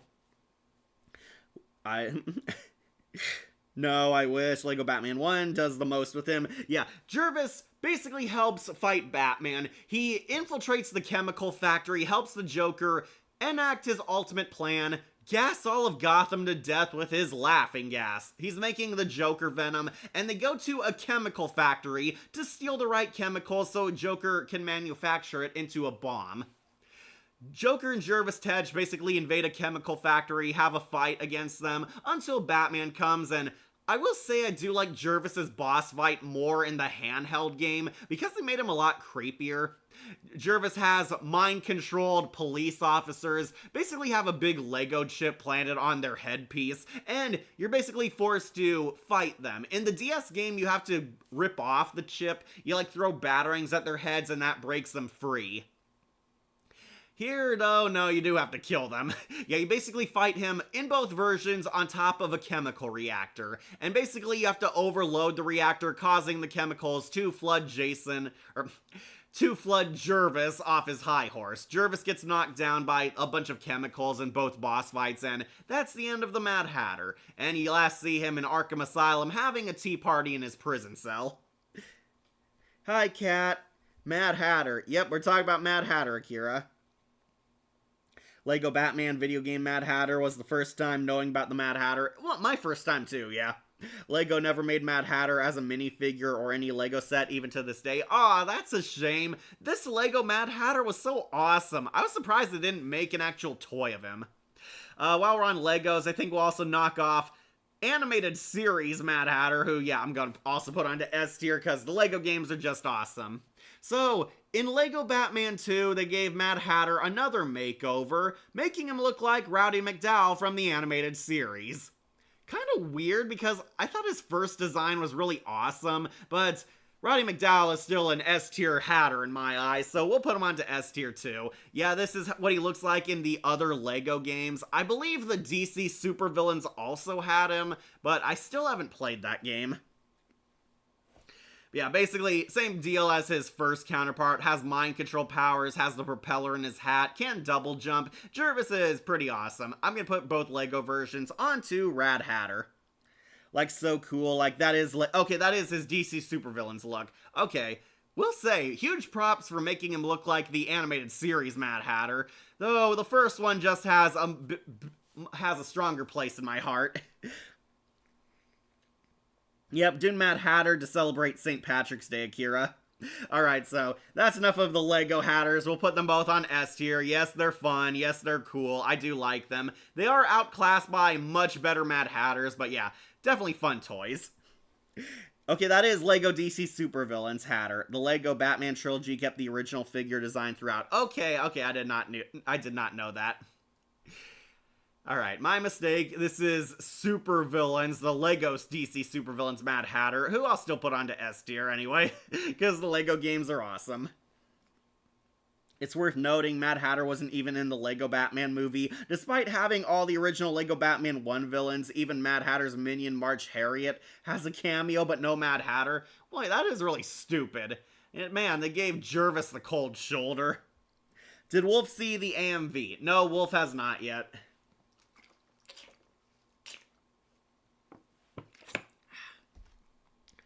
Alright, we'll put both Lego Mad Hatters onto S tier, but they will be outclassed by the Hatters coming up.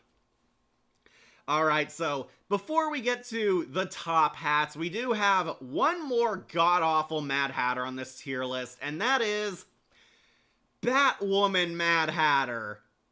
Whose surprise is going on Bad Hatter? Yeah, this is one of the worst portrayals because, try and follow me, Mad Hatter is not Jervis Tetch. Yeah, it's another terrible replacement character who tries to be the new legacy of an iconic Batman villain. CW's Batwoman is god-awful. My opinion has not changed since last tier list, and they basically tried to have their own stand-in Mad Hatter carrying on Jervis's legacy. So, in this show, it's the Mad Hatter is some teenage incel loser named Liam who buys Mad Hatter's hat off of eBay. That piss you off yet? Well, don't worry, there's more. So, this loser incel nerd named Liam buys Mad Hatter's hat off of eBay and discovers its powers, where he uses it to get revenge on his high school. Yes, that is the actual plot. It turns out Liam goes to school with Mayor Hamilton's daughter, and both of them cross paths. He masters the Mad Hatter mind control ability because apparently the hat being sold on eBay still fully functions as a supervillain weapon. Yes, the writing of this show is that god-awful.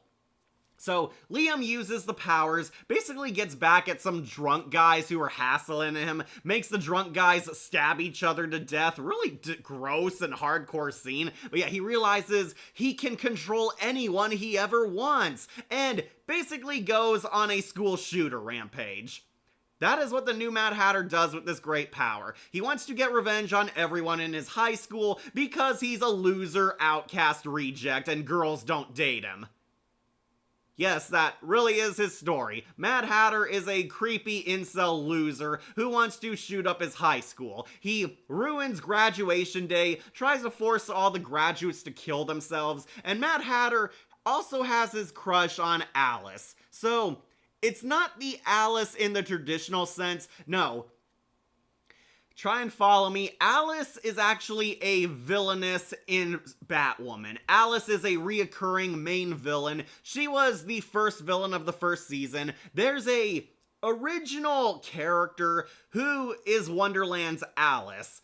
And I was hoping this would lead to a Mad Hatter reveal that he was the mastermind villain. No. Alice is based off of the Wonderland Alice, but she's a completely separate villain entity. Alice is Incel Liam's hero. He idolizes her, sees her as a victim, sees her as a role model that Gothamites should look up to. He believes Alice is innocent, fanboys all over her, and wants Alice to be impressed by him when he becomes the new generation's Mad Hatter. Alice shows up and basically uses and betrays him. She seduces Liam, tells him that, oh, I love you, you're not crazy to me, only to stab him in the back and use the Mad Hatter hat for herself.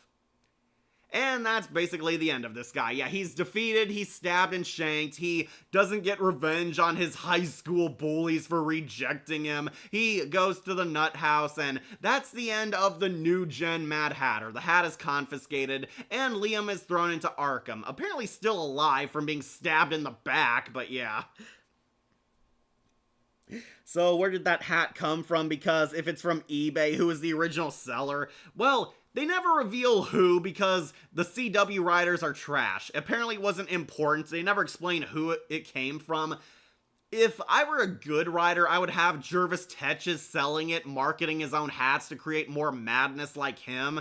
But no, it's never explained who. He just bought it off of eBay and has a fully functional supervillain weapon at his disposal. Wait, why? Because this can't be real. Yeah, so the new Mad Hatter is used as a metaphor for evil, toxic incel men who believe they're entitled to love. Which Mad Hatter was arguably a good version of back on Batman the Animated Series. Okay, so Jervis being an incel villain is nothing new, but he was a lot more deeper and nuanced than this.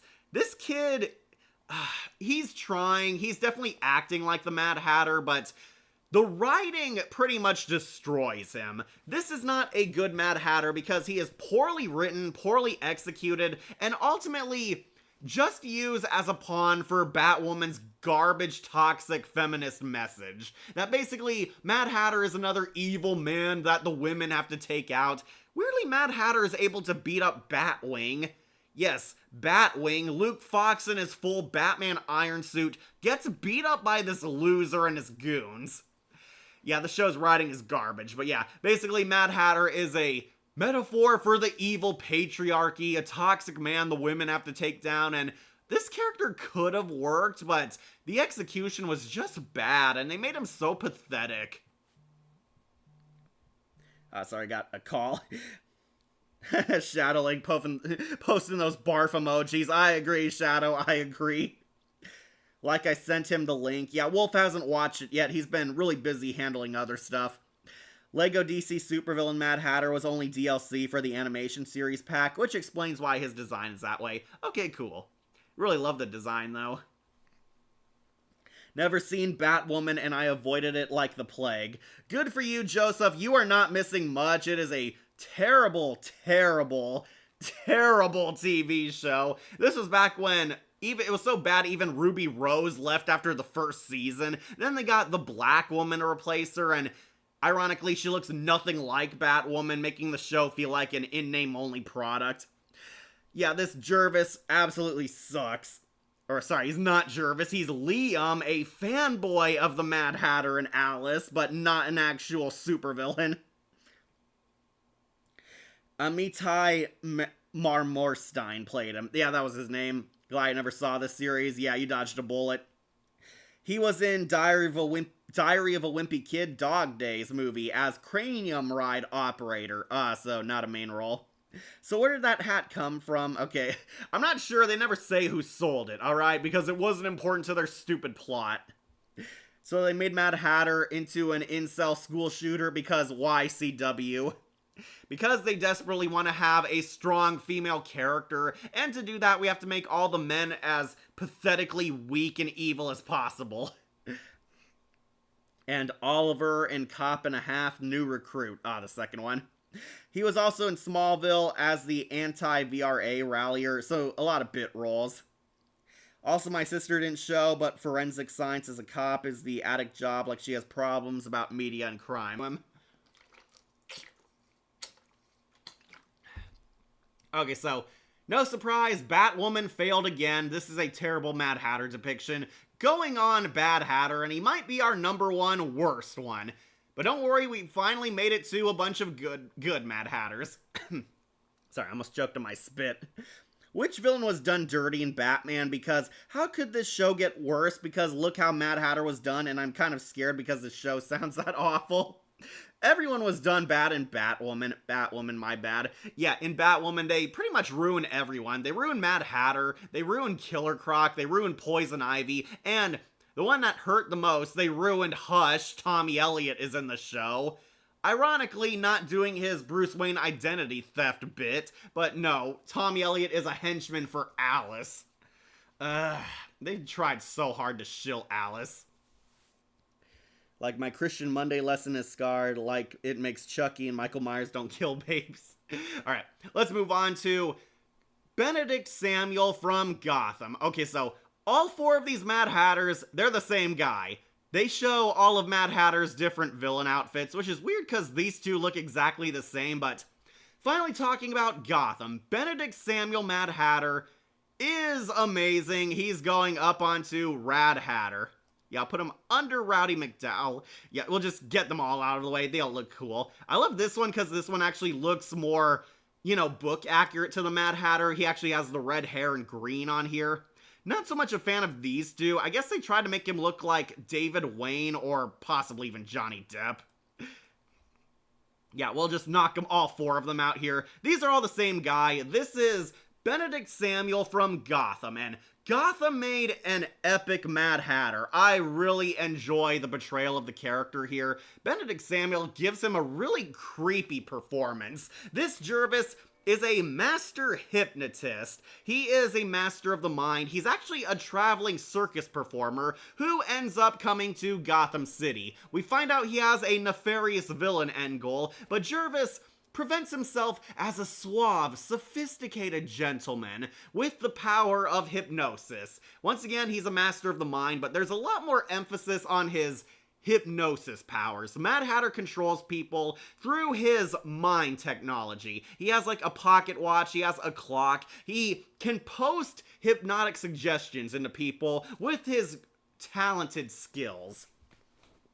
Gotham Mad Hatter was pretty well done. Really like him. Benedict Samuels has these really creepy eyes. Every time he's in a dark scene, there's like no color to them. He has the blackest eyes, the devil's eyes, has kind of like Michael Myers eyes.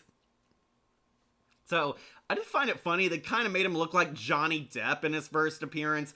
All four of these guys are basically Benedict. We see him throughout the show. These 2 are from a time skip. He dresses like their own Mad Hatter at first, gets his iconic villain look here. I really like this one the most because he actually looks like his comic version. Then he looks like David Wayne. Then he ultimately looks like Johnny Depp in the end, looking like the imposter Mad Hatter.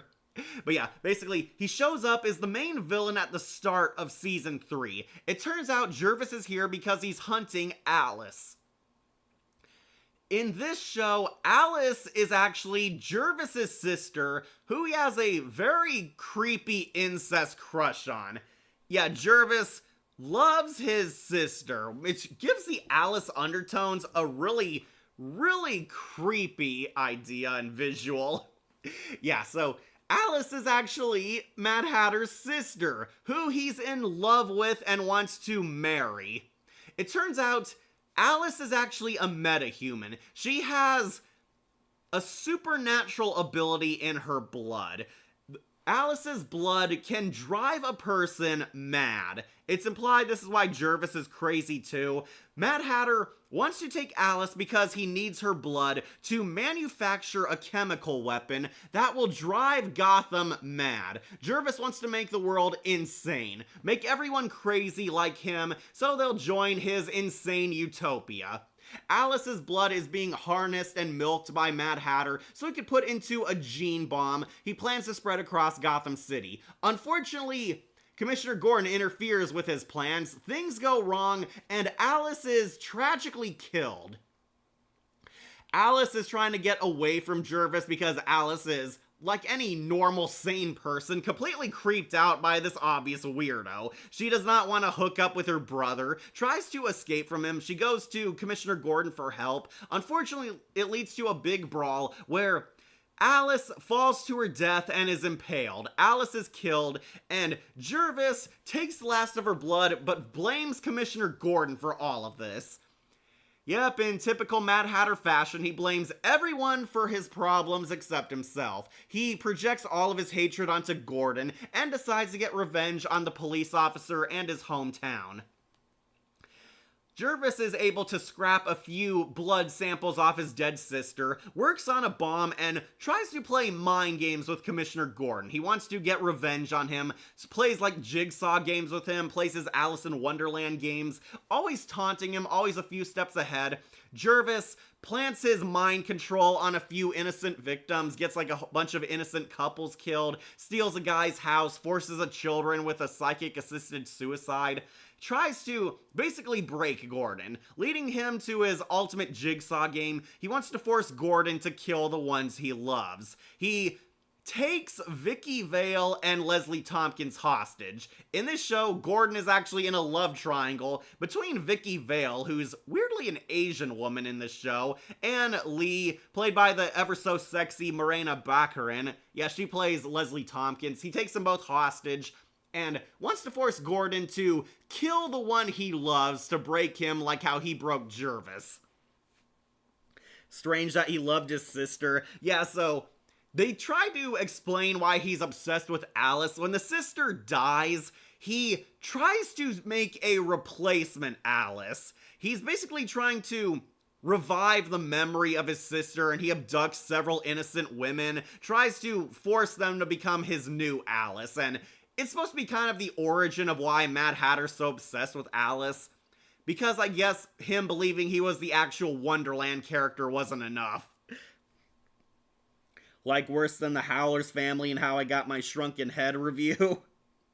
And he basically, in a way, kickstarted a big plot point in Season 3 with the Alice's blood. Yeah, so Alice's blood becomes a major plot point all throughout the third season. Several characters get infected with it. We see it infects Falcone's son. It infects Barnes. Through Alice's blood, Captain Barnes kind of becomes the spirit of Arkham, Quincy Sharp's character. Yeah, I really liked Captain Barnes. It was really sad to see him lose his mind. Captain Barnes gets splashed in the face by a drop of Alice's blood, and he low-key becomes Quincy Sharp's Spirit of Arkham, hears voices in his head, believes that he's Gotham's savior, and goes on a full-blown killing spree. Jervis is ultimately defeated in the first story arc of Season 3. He's captured, sent to Arkham, makes like a papier-mâché hat because he can't let go of his hat obsession, and Jervis is frequently questioned, frequently broken out of Arkham Asylum, becomes a reoccurring player in the third season. Yeah, he's the main villain at the start for, I believe, the first 3 to 4 episodes, until Gordon eventually catches and defeats him. Unfortunately, Leslie Tompkins leaves Gordon for good, decides she's going to date Mario Falcone, I believe was his name. It was Don Falcone's good son, who's a doctor like her. Yeah, Lee finds love with someone else. Vicki Vale ultimately breaks up with Gordon because being taken hostage by a supervillain was too much for her. Mad Hatter is seemingly defeated, but Alice's blood becomes a reoccurring element in this series. People are trying to get their hands on it. People are being driven insane by it. The blood even makes its way to Hugo Strange's hands at one point, and the Court of Owls try to use it. Barnes becomes the Spirit of Arkham / the Phantasm. Yeah, Gotham's a really weird show. As K-pop... Oh, you're talking about Benedict Samuels? Okay. Yeah, Gotham's Mad Hatter was pretty well done. Really love him. Since I like the supernatural anime as I see no spiritual doorway open. Oh, he was in K-pop Demon Hunters.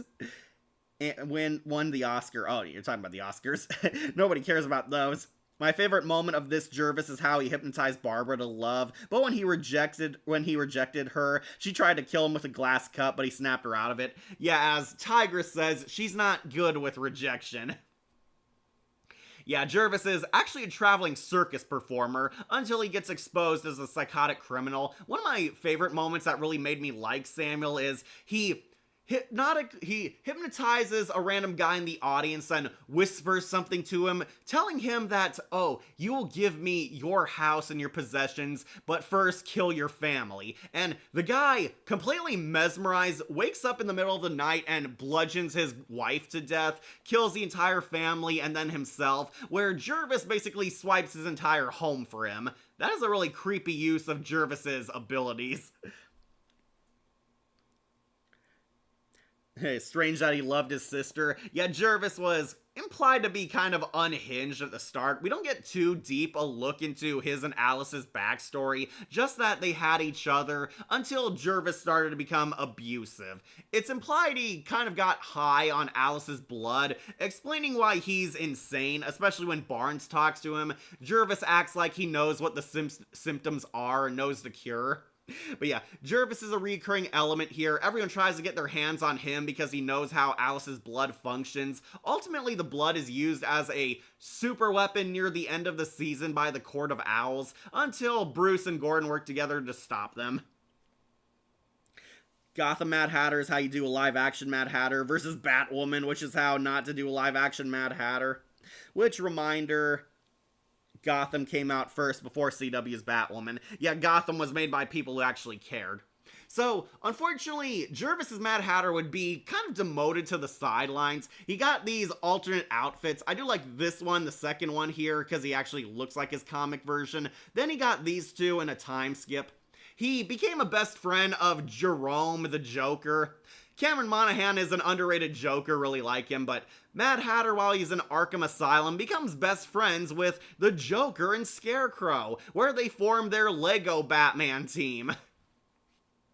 Yeah, really, that was actually kind of a nice homage. Jerome convinces Mad Hatter, Scarecrow, and Harley Quinn, or I should say Echo, in this show to become his villain alliance, becoming the Lego Batman Squad, where they enact a plan to destroy Gotham, and Jervis is kind of there. He shows up in the background, shows up in Villain Goons, has a lot of funny moments. I do love Gordon uses his rhyming ability against him because the Mad Hatter has to talk in rhymes all the time. Not that he's fully insane, and Jervis can't stop talking and squealing information because he needs to complete the rhyme. That is a pretty fun use of the character. But yeah, he shows up, he teams up with Scarecrow. I do like his makeshift Arkham suit. He and Scarecrow can't go without their villain costumes. They make like prison jumpsuit versions of their outfits. Yet this one, I believe here, they eventually get out and get their classic villain suits, help the Joker in his schemes, try to help Jeremiah Joker. Yeah, more on Jeremiah Joker when we get to that tier list. But yeah, they become friends with the replacement. I believe they think it's the same guy, but yeah. They basically become handymen to the Joker. Mad Hatter and Scarecrow eventually fight over the city, and tragically Benedict stopped appearing in the final season. I don't know if the actor was too busy or if the writers just didn't have a role for him, but yeah, Mad Hatter kind of disappears on the sidelines come the final season because they wanted to pump Bane as the main villain. But yeah, Benedict Samuel, underrated Jervis Tetch. I hope he plays the Mad Hatter again in the future. This guy needs to be one of the actors who transitions to a cartoon portrayal of his role. Remember that joke you make in the Goosebumps review? Which one? There's like a million. Oh, like Alice's blood. Okay. Like, do you believe the spiritual doorway? Depends what you're actually talking about. Happy St. Patrick's Day, Cat. Hope you and Wolf are wearing green. I am. Wolf's wearing a green collar. Since it's just cringe, like so cringe, like it's just anime and a cartoon. Like how to deal with Christian cautions and sing and fiction and real are the same. Yeah, it's pretty dumb. Oh, hey, Wolf. Question, if Disney's original Mad Hatter and Johnny Depp Mad Hatter was on the list, where would you rank them? Oh, Johnny Depp easily F tier. Terrible Mad Hatter. Disney original, he might go into S tier. Ed Wynn was funny. Like I lost mine as a mom and my sister didn't. Okay, Kira, I lost your conversation among the comments here. Now, Scary Movie 6 comes out as a yes, Terrifier shows up. I saw him in the trailer. Pretty funny. The only Lego Batman 1 Joker team villain that was missing from Gotham was Killer Moth. Yeah, sorry, Bodhi, Killer Moth didn't end up appearing in Gotham.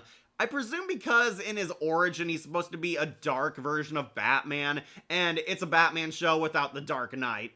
Until that final clip at the end, which looked really stupid. Oh, whatever, Jeremiah tried his best, and he had way better music than his brother. Okay, I like Cameron Monaghan either way, so him staying on as the Joker was the plus, but Jeremiah's character was the issue. Like Robert Englund returns as the evil cricket-in-law. Okay, so, to wrap up, Benedict Samuel, underrated Mad Hatter. I loved how this character was handled. Unfortunately, he suffers the sin of falling into obscurity as the show went on, but otherwise, pretty great portrayal, pretty great writing. Benedict should come back as the Mad Hatter in a future DC project. He should be what people think of the ideal live-action Mad Hatter. Easily the best live-action Hatter we ever had, and going on to Rad Hatter. But let's end this on the ultimate high note. Mad Hatter from the Arkhamverse. Yes, we made it, people. We made it to the one you all want to see, the Arkham series Jervis, and we have all 4 of his designs on here. And thankfully that allows us to go in order, but yeah, shocker, this guy's going on to S tier. First, we'll start with Arkham Asylum Mad Hatter, who is basically a cameo. So, fun fact, Paul Dini confirmed that Jervis Tetch was supposed to be in Arkham Asylum. Unfortunately, his segment got cut due to time and scheduling the release of the game. Paul Dini said that the Mad Hatter was going to be in the Arkham Asylum as a side boss. Batman would work his way back out from Poison Ivy through the hedge maze of Arkham Asylum. There was supposed to be a hedge maze level on Arkham Asylum, and in the center of the maze is Jervis. Mad Hatter would be revealed to be inside the hedge maze, creating a brainwashed army. Jervis was going to be working for the Joker, helping the Clown Prince of Crime plant control chips in his Titan thugs. And Mad Hatter was going to have that trippy boss fight in Arkham City, originally in Arkham Asylum. Mad Hatter was using his specialty to drug the henchmen and Titan goons so they would follow Joker's every command, which honestly would have had the story make a lot more sense since the Titan thugs are insane feral beasts. But yeah, he was supposed to be in that hedge maze concocting his experiments. Then be a mini boss fight for the Dark Knight. Unfortunately, he ended up cut from the game and was basically an Easter egg. If you're curious, when you enter the Botanical Gardens, you find the Mad Hatter's tea set. His tea set is hidden in one of the plants there in the Botanical Gardens, and I do like it. It is a pretty funny joke. You see him, and this is his profile pic. We'll put this one onto low S tier on Rad Hatter. Top tier, not as perfect as Rowdy, but McNichol knocked this version out of the park. I agree. And Origins more than made up for his cut Asylum segment. Absolutely. Like he played Bug Freddy Krueger. Oh, he did. Okay. Pinocchio Unstringed. Also excited to see Bakuko and Versus Reese. Peter McNichol, born Peter Johnson, played him. Yeah, officially in Arkham City. Sorry, missing on the Poison Ivy tier list, but probably dodged a bullet because I would have torn that Greta Thunberg-looking abomination from Suicide Squad, Kill the Justice League. I prefer the Poison Ivy from the good Arkham games. And he was in Ghostbusters too, as Dr. Janaz Poa. Okay, so yeah, he's basically an Easter egg in Arkham Asylum, so we'll put him onto A tier. But now we get to the official guy who voiced him, Peter McNichol. Peter McNichol is awesome. Easily my second favorite Mad Hatter. We're gonna put Arkham City and, yeah, basically the rest of him onto Rad Hatter. Arkham City. Alright, let's talk about the other two after. Alright, so Mad Hatter made his official debut in Arkham City, one of the greatest video games ever made, and one of the greatest Batman titles of all time. So, Jervis appears. It turns out he does have a plot-relevant point in this. Jervis created the mind control tech that Hugo Strange stole from him to mind control the Tiger Guards.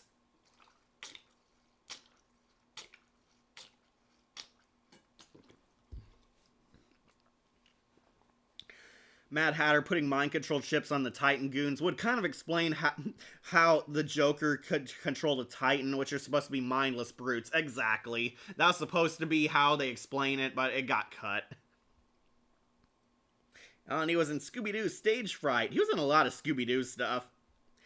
I like that he changed Jervis's speech into rhymes by night, but it felt too late. We could have used that earlier in the games, absolutely. Well, you don't like, but it's my specialty. My specialty. My specialty.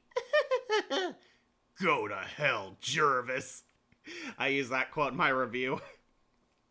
Okay, so, yeah, Mad Hatter created the mind-controlled chips that Hugo Strange uses to control the Tiger Guards. You find this out in his interview tapes where Hugo Strange tried to help him. Unfortunately, through underhanded means, he gains this tech by giving Jervis his own personal assistant, who looks like Alice. And Jervis is pretty much confirmed to be a creeper in these games. Yeah, I'm not sure if I could go into full detail, but Jervis has taken advantage of and killed a lot of women who look like Alice, and basically has an obsessive fetish trying to find his Alice, including killing her when she doesn't become basically his romantic date. Yeah, so Jervis kills several women, helps Hugo Strange, and Hugo Strange pretty much preys upon Jervis here, manipulating him, playing his mind games with him, and uses what's left of Tetch's brilliance to create his own mind control army. Then he dumps Jervis into Arkham City. Jervis officially appears in the campaign, where Batman saves Vicky Vale, and we do see a really creepy appearance where Jervis is like Michael Myers stalking the Dark Knight and Vicky Vale. Watching them, he plants his hat on his head, and in a really creepy mind screw, tricks Batman into believing, oh, Lucius Fox made a cure for your Titan poisoning. Just go here and find it. Bruce goes to what looks like a cure sample, takes an injection, and then it KOs him, where Batman becomes Donnie Darko Man.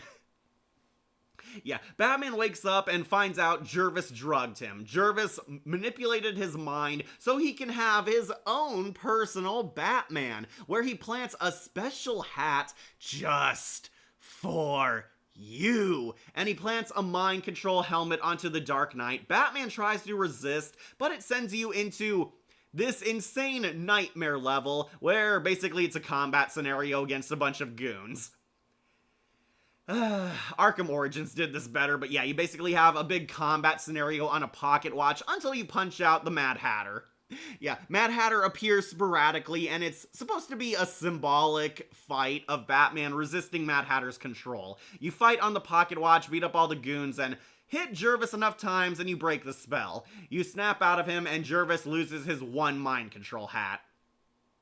And then Jervis is just left a crying mess for the rest of the game. Yeah, that is kind of how he ends, very pathetically. Peter MacNicol does a delightful evil performance as him. Mad Hatter is a lot more raspy, a lot more sniveling, very much a man-child, has this creepy, psychotic, basically man-child, man-baby type of feel to him. Jervis is basically a big kid who never grew up and considers his villainy playtime. He's having fun, having his tea parties, cosplaying as his favorite Alice in Wonderland character, wants to get laid with his own Alice, but crossing over many moral lines to get to it.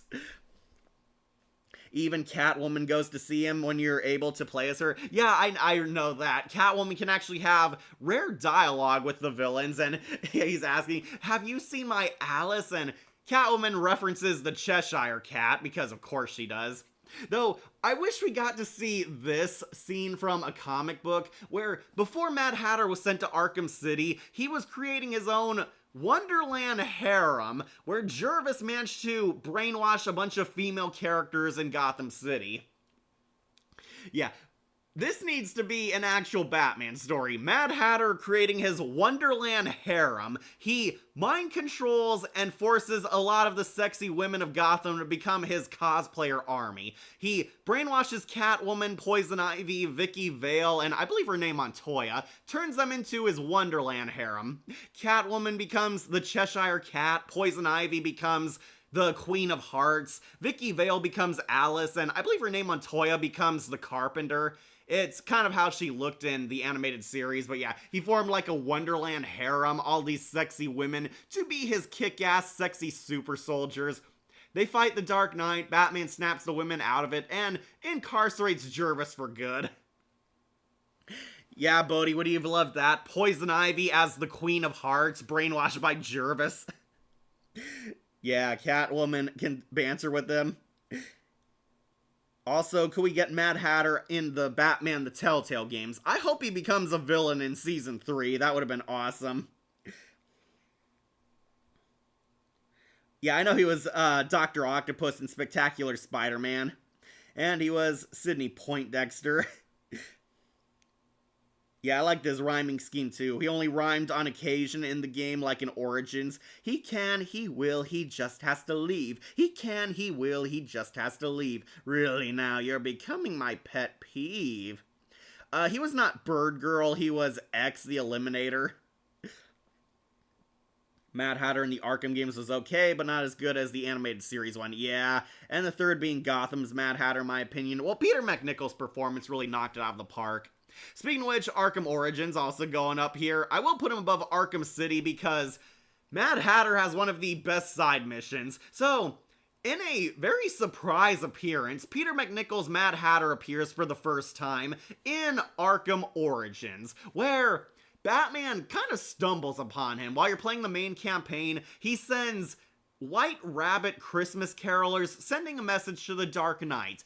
Mad Hatter wants to employ the Dark Knight as his own personal bodyguard to protect him and his Alice. Batman overhears a girl clearly being held against her will, realizing that Mad Hatter has abducted this girl, leading to one of the funnest side missions, Batman in a Nightmare Wonderland. He goes to confront Jervis at the hat shop. Hilariously, this was an area in Arkham City, where we get to see a young Mad Hatter brainwashing an entire army of goons, but he wants Batman to be his, I guess, ultimate soldier among his pack. Batman comes in, beats up the goons, and Jervis puts Batman under a mind control hypnosis. Batman once again has his mind toyed with, where he ends up in Wonderland.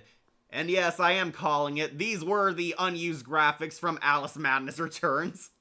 Yeah, Batman shows up in a nightmare world, and it's a throwback to the Scarecrow levels from Arkham Asylum, but I really love it. I can't help it. I love this level. I love this side mission. I do it every time it comes up because it's so fun.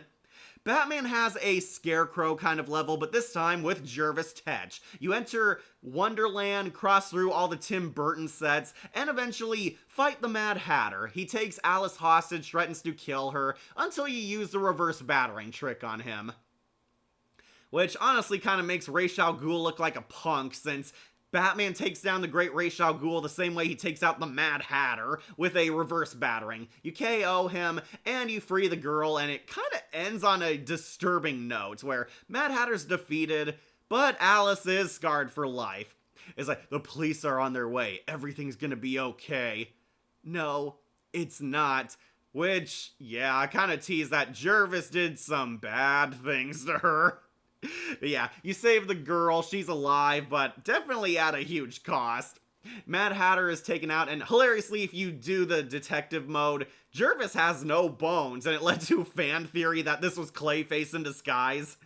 I don't believe that. I think it was just a graphic error, but yeah, Mad Hatter, really fun side mission. Also really love this look. Peter McNichol is in a bunch of challenge maps too, where if you're taking on the Mad Hatter goons, he does the commentary.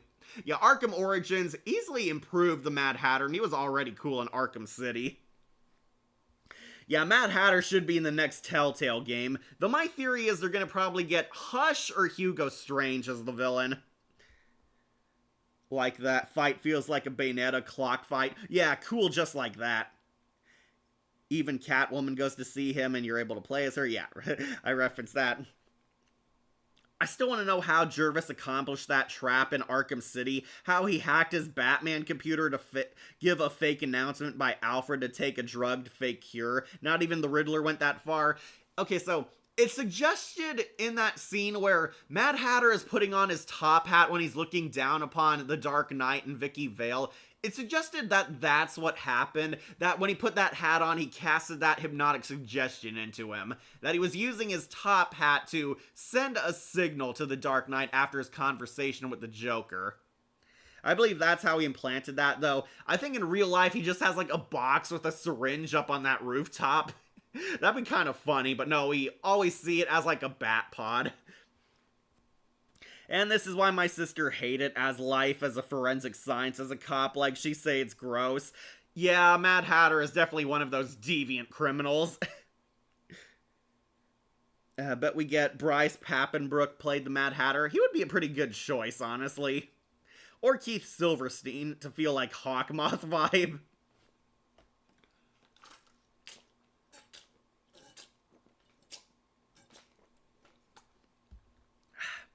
Arkham Origins is highly underrated. Fully agree, Chris. Fully agree. Yeah, Arkham Origins is awesome. Can we agree it's an S tier game now? Like, imagine the Mad Hatter in Batman Ninja 3 villain. As how you see it. Yeah, that would be pretty crazy. Alright, let's end with the last Arkhamverse Jervis. Arkham Knight Jervis, who is going slightly lower than his buddies, but I'll still put him on to Rad Hatter. Yeah, so Mad Hatter became older, somehow gaining like 20 to 30 years on him, where we see Elder Mad Hatter in Arkham Knight DLC, the Season of Infamy. Yeah, if you don't have this DLC, then you might not recognize him. The Season of Infamy gave you bonus side missions and technically proper conclusions to the Arkhamverse interpretations of a few of the side characters, one of them being Mad Hatter, and I know Shadowlink and I bantered over this. I do like this side mission. I know Mad Hatter gets criticized for the weakest side quest of them all, because everybody loves Ra's al Ghul and Mr. Freeze, but I thought his was fine. Mad Hatter has turned himself in to the GCPD. Except, psych, it's really this insane mind game scheme because he plans to make Batman his Alice. Yeah, feel free to vomit. Jervis has decided that he wants the Dark Knight to become his Alice.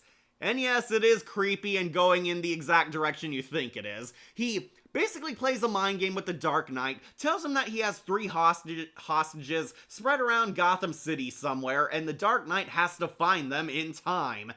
And yeah, there's these annoying sirens everywhere. The sirens do have a point. They're basically slowly hypnotizing and mesmerizing Batman, planting him with the Mad Hatter's ultimate weapon. He is planting a lot of hypnotic suggestions into the Dark Knight to control him. And that's the entire point of these sirens. They're going off and basically alert you to where the hostages are.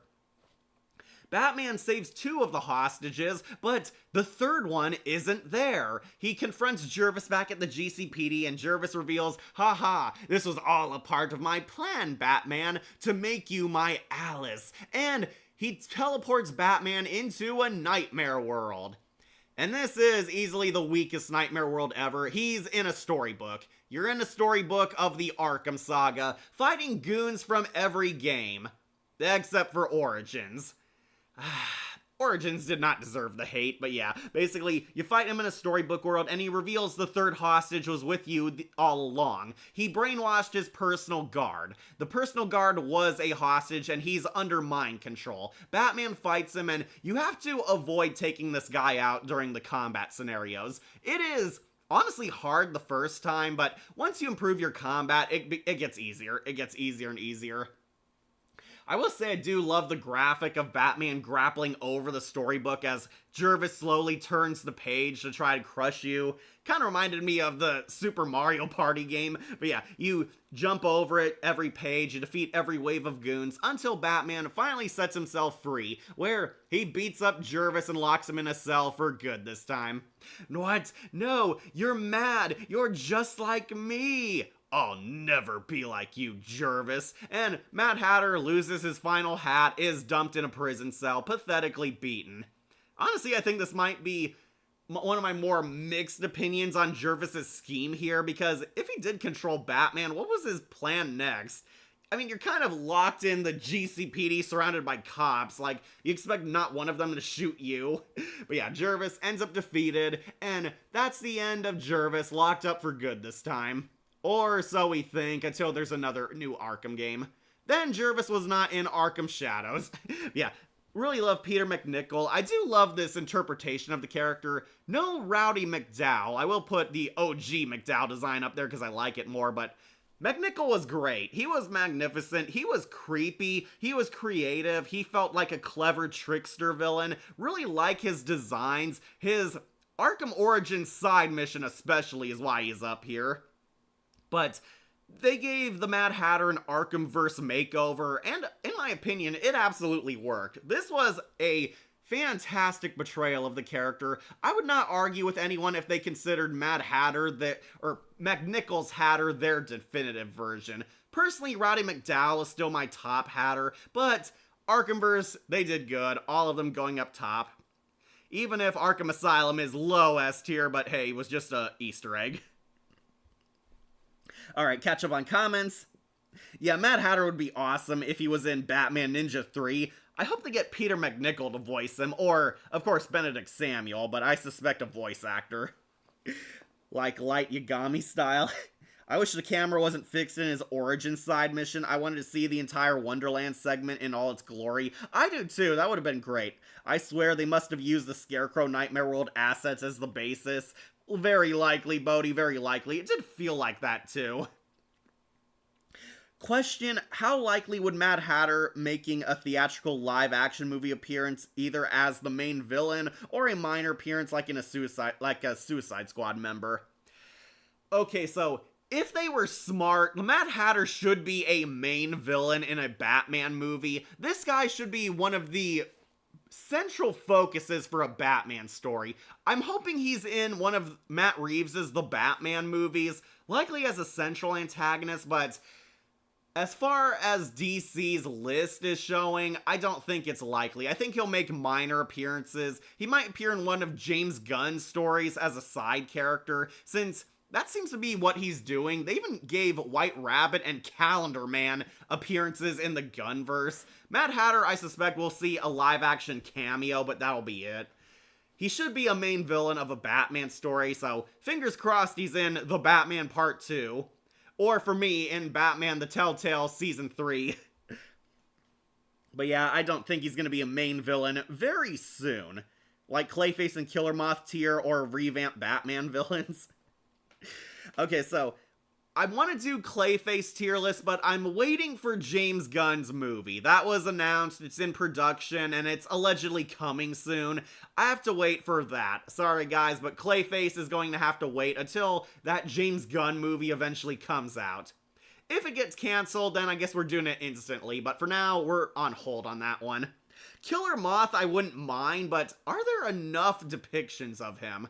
I would definitely do a Killer Moth tier list, especially for my bro Bodhi, since we both appreciate that character. But yeah, I just gotta find one. That one seems likely, but we have other topics to discuss.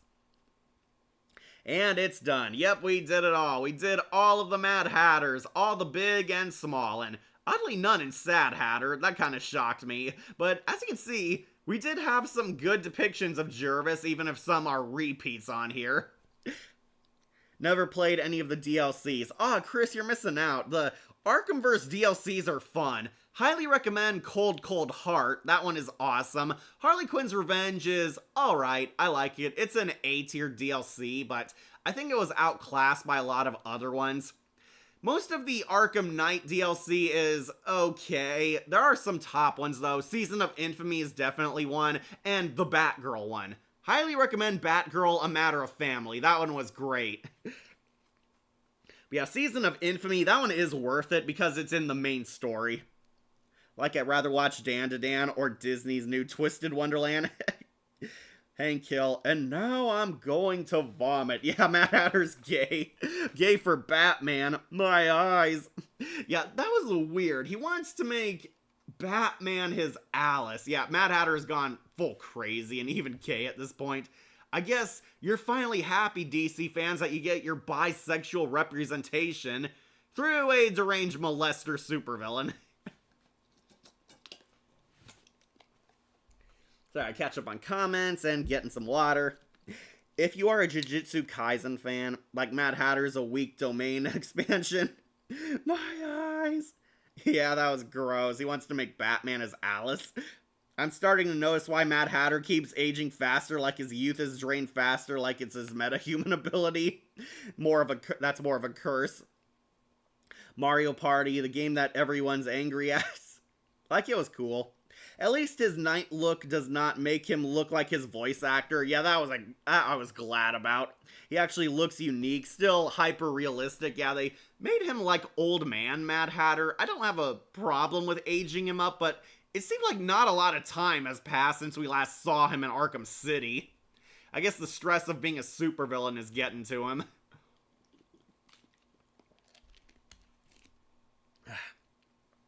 Also, we could do a cheetah tier list. Ooh, I'd pounce all over that. Yeah, Bodhi, I think you know who'd make the top of the cheetahs. Yeah, cheetah tier list could be interesting, but still crossing off a few other characters. Was a great Hatter St. Patrick's Day tier list. Thank you, Bodhi. Glad you liked it. Okay, we did it, guys. We talked about them all. Peter MacNicol going on to S tier. He is a rad Hatter. Yep, we did it! We talked about every interpretation of Mad Hatter, even some that are clearly the same guy. And as you can see, got a lot of good Mad Hatters up here in the tier. No sad Hatters, which surprised me, but I'll go over this list if you're showing up late or if you're skip clicking to see the ranking in full all the way at the end. Should I catch up on comments, get some water? Alright, let's do this. At rock bottom, F tier, Bad Hatter, easily Batwoman's Mad Hatter. Was there any surprise? It's CW's Batwoman. Of course they failed this character. They failed every character, including their main cast. Then we have Batfam Mad Hatter. Batfam is awful, do not recommend it. They made Mad Hatter one of the other terrible side villains. Both these two, easily F tier. They are bad Hatters. Bye, and maybe do Cheetah tier list in Cheetah Day, December 4th. That is a long way away. This was great. Looking forward to the next tier list. I'll try to make it to the next one. Bye till next time, Cat. Bye, 19 Chris. Thanks for joining us. Next in Hatter Who, basically a bunch of video game Mad Hatters. I have not played Scribblenauts in forever, never played DC Universe Online, and I certainly have never played the handheld Batman and Robin Adventures game. All these ones don't know anything about. They're on Hatter Who. Don't worry, not the worst, but no familiarity with them. None in Sad Hatter, and instead we got mid to great. Brave and the Bold Mad Hatter. Didn't even get his own subplot, just a cameo. Young Justice Mad Hatter. Would have been great to see more of him, but from what I saw, it was okay. Superman Batman Hour Mad Hatter. Yeah, he was definitely decent. Dumb fun Saturday morning cartoon villain version of him, but definitely okay. And another cameo Mad Hatter from Batman Unlimited. Yeah, basically Mad Hatters who could have been great villains, but ended up just serviceable. They were one-shots, one-and-done versions of Jervis. Don't have too much to say about them. But in A tier, in Glad Hatter, Harley Quinn's Mad Hatter. Really wished he lived because he was definitely funny and entertaining. Really liked the Leprechaun design too. John DiMaggio's Mad Hatter. Yeah, can't go wrong with Bender. He was definitely entertaining. Really liked the design, the creepy attitude, and his role in Long Halloween. Unfortunately, he didn't get to do too much.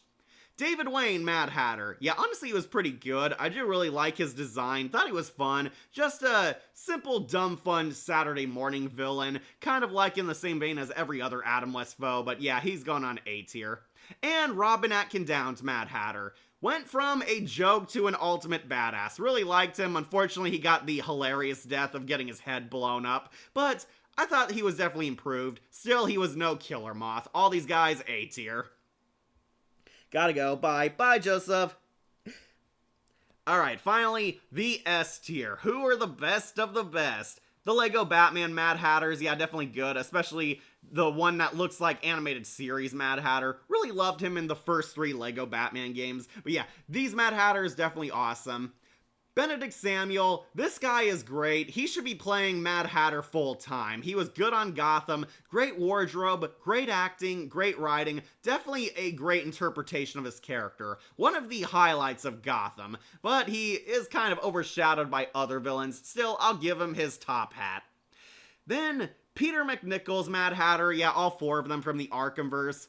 Peter MacNicol is amazing. Really like his voice acting for Jervis Tetch. Like his darker depiction here. Love his outfits, his side mission, especially in Arkham Origins. Arkhamverse did it again. They made one of Batman's joke villains into a horror movie icon. Definitely excellent, going on to rad.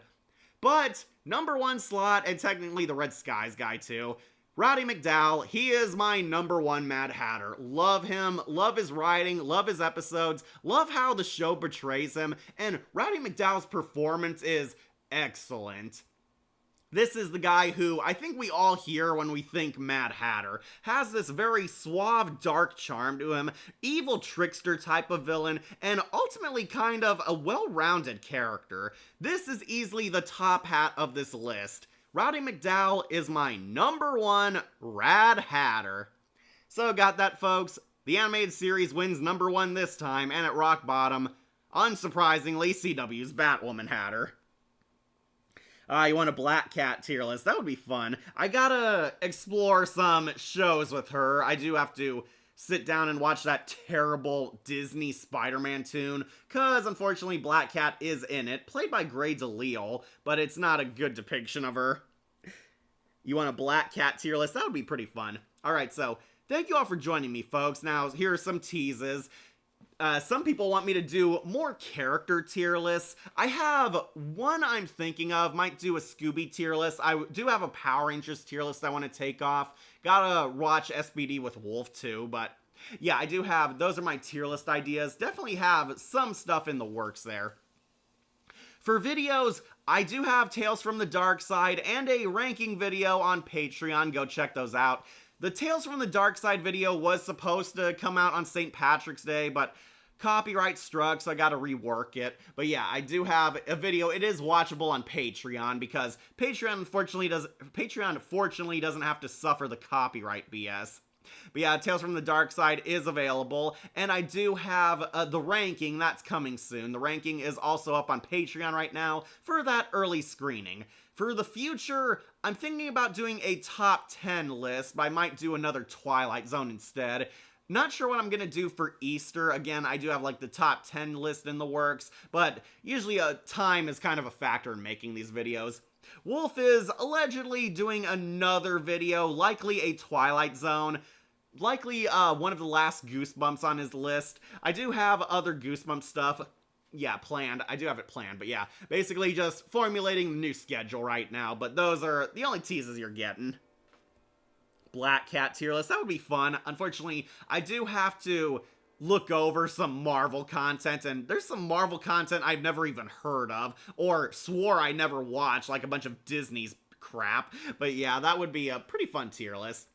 But yeah, this completes my Jervis tier list. Got that. Roddy McDowall's up top, and at rock bottom is CW. CW Jervis. Or, not really Jervis, it's Liam, the new Mad Hatter. But yeah, he sucks. Just like Batwoman.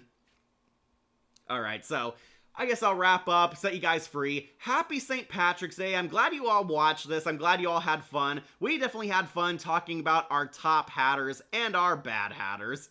But now, I'll set you guys free. Thank you all for watching. Mad Hatter is awesome, and if you're curious to know more about this villain, go check out my review on the fan film Jervis. It is available on our channel. It's just called Jervis. We did it on The Wolf's Unknown, where I talk about the Mad Hatter in much better words and stronger detail. If you like the Mad Hatter, you will definitely like my review or that fan film in general, because the Mad Hatter is awesome.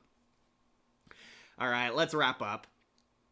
Remember to like, comment, share, and subscribe, or just tune in for more videos posted here on Wolf Entertainment. I'm your host, Catastrophe, and I'll see you all next time. Same cat time, same cat channel. Happy St. Patrick's Day.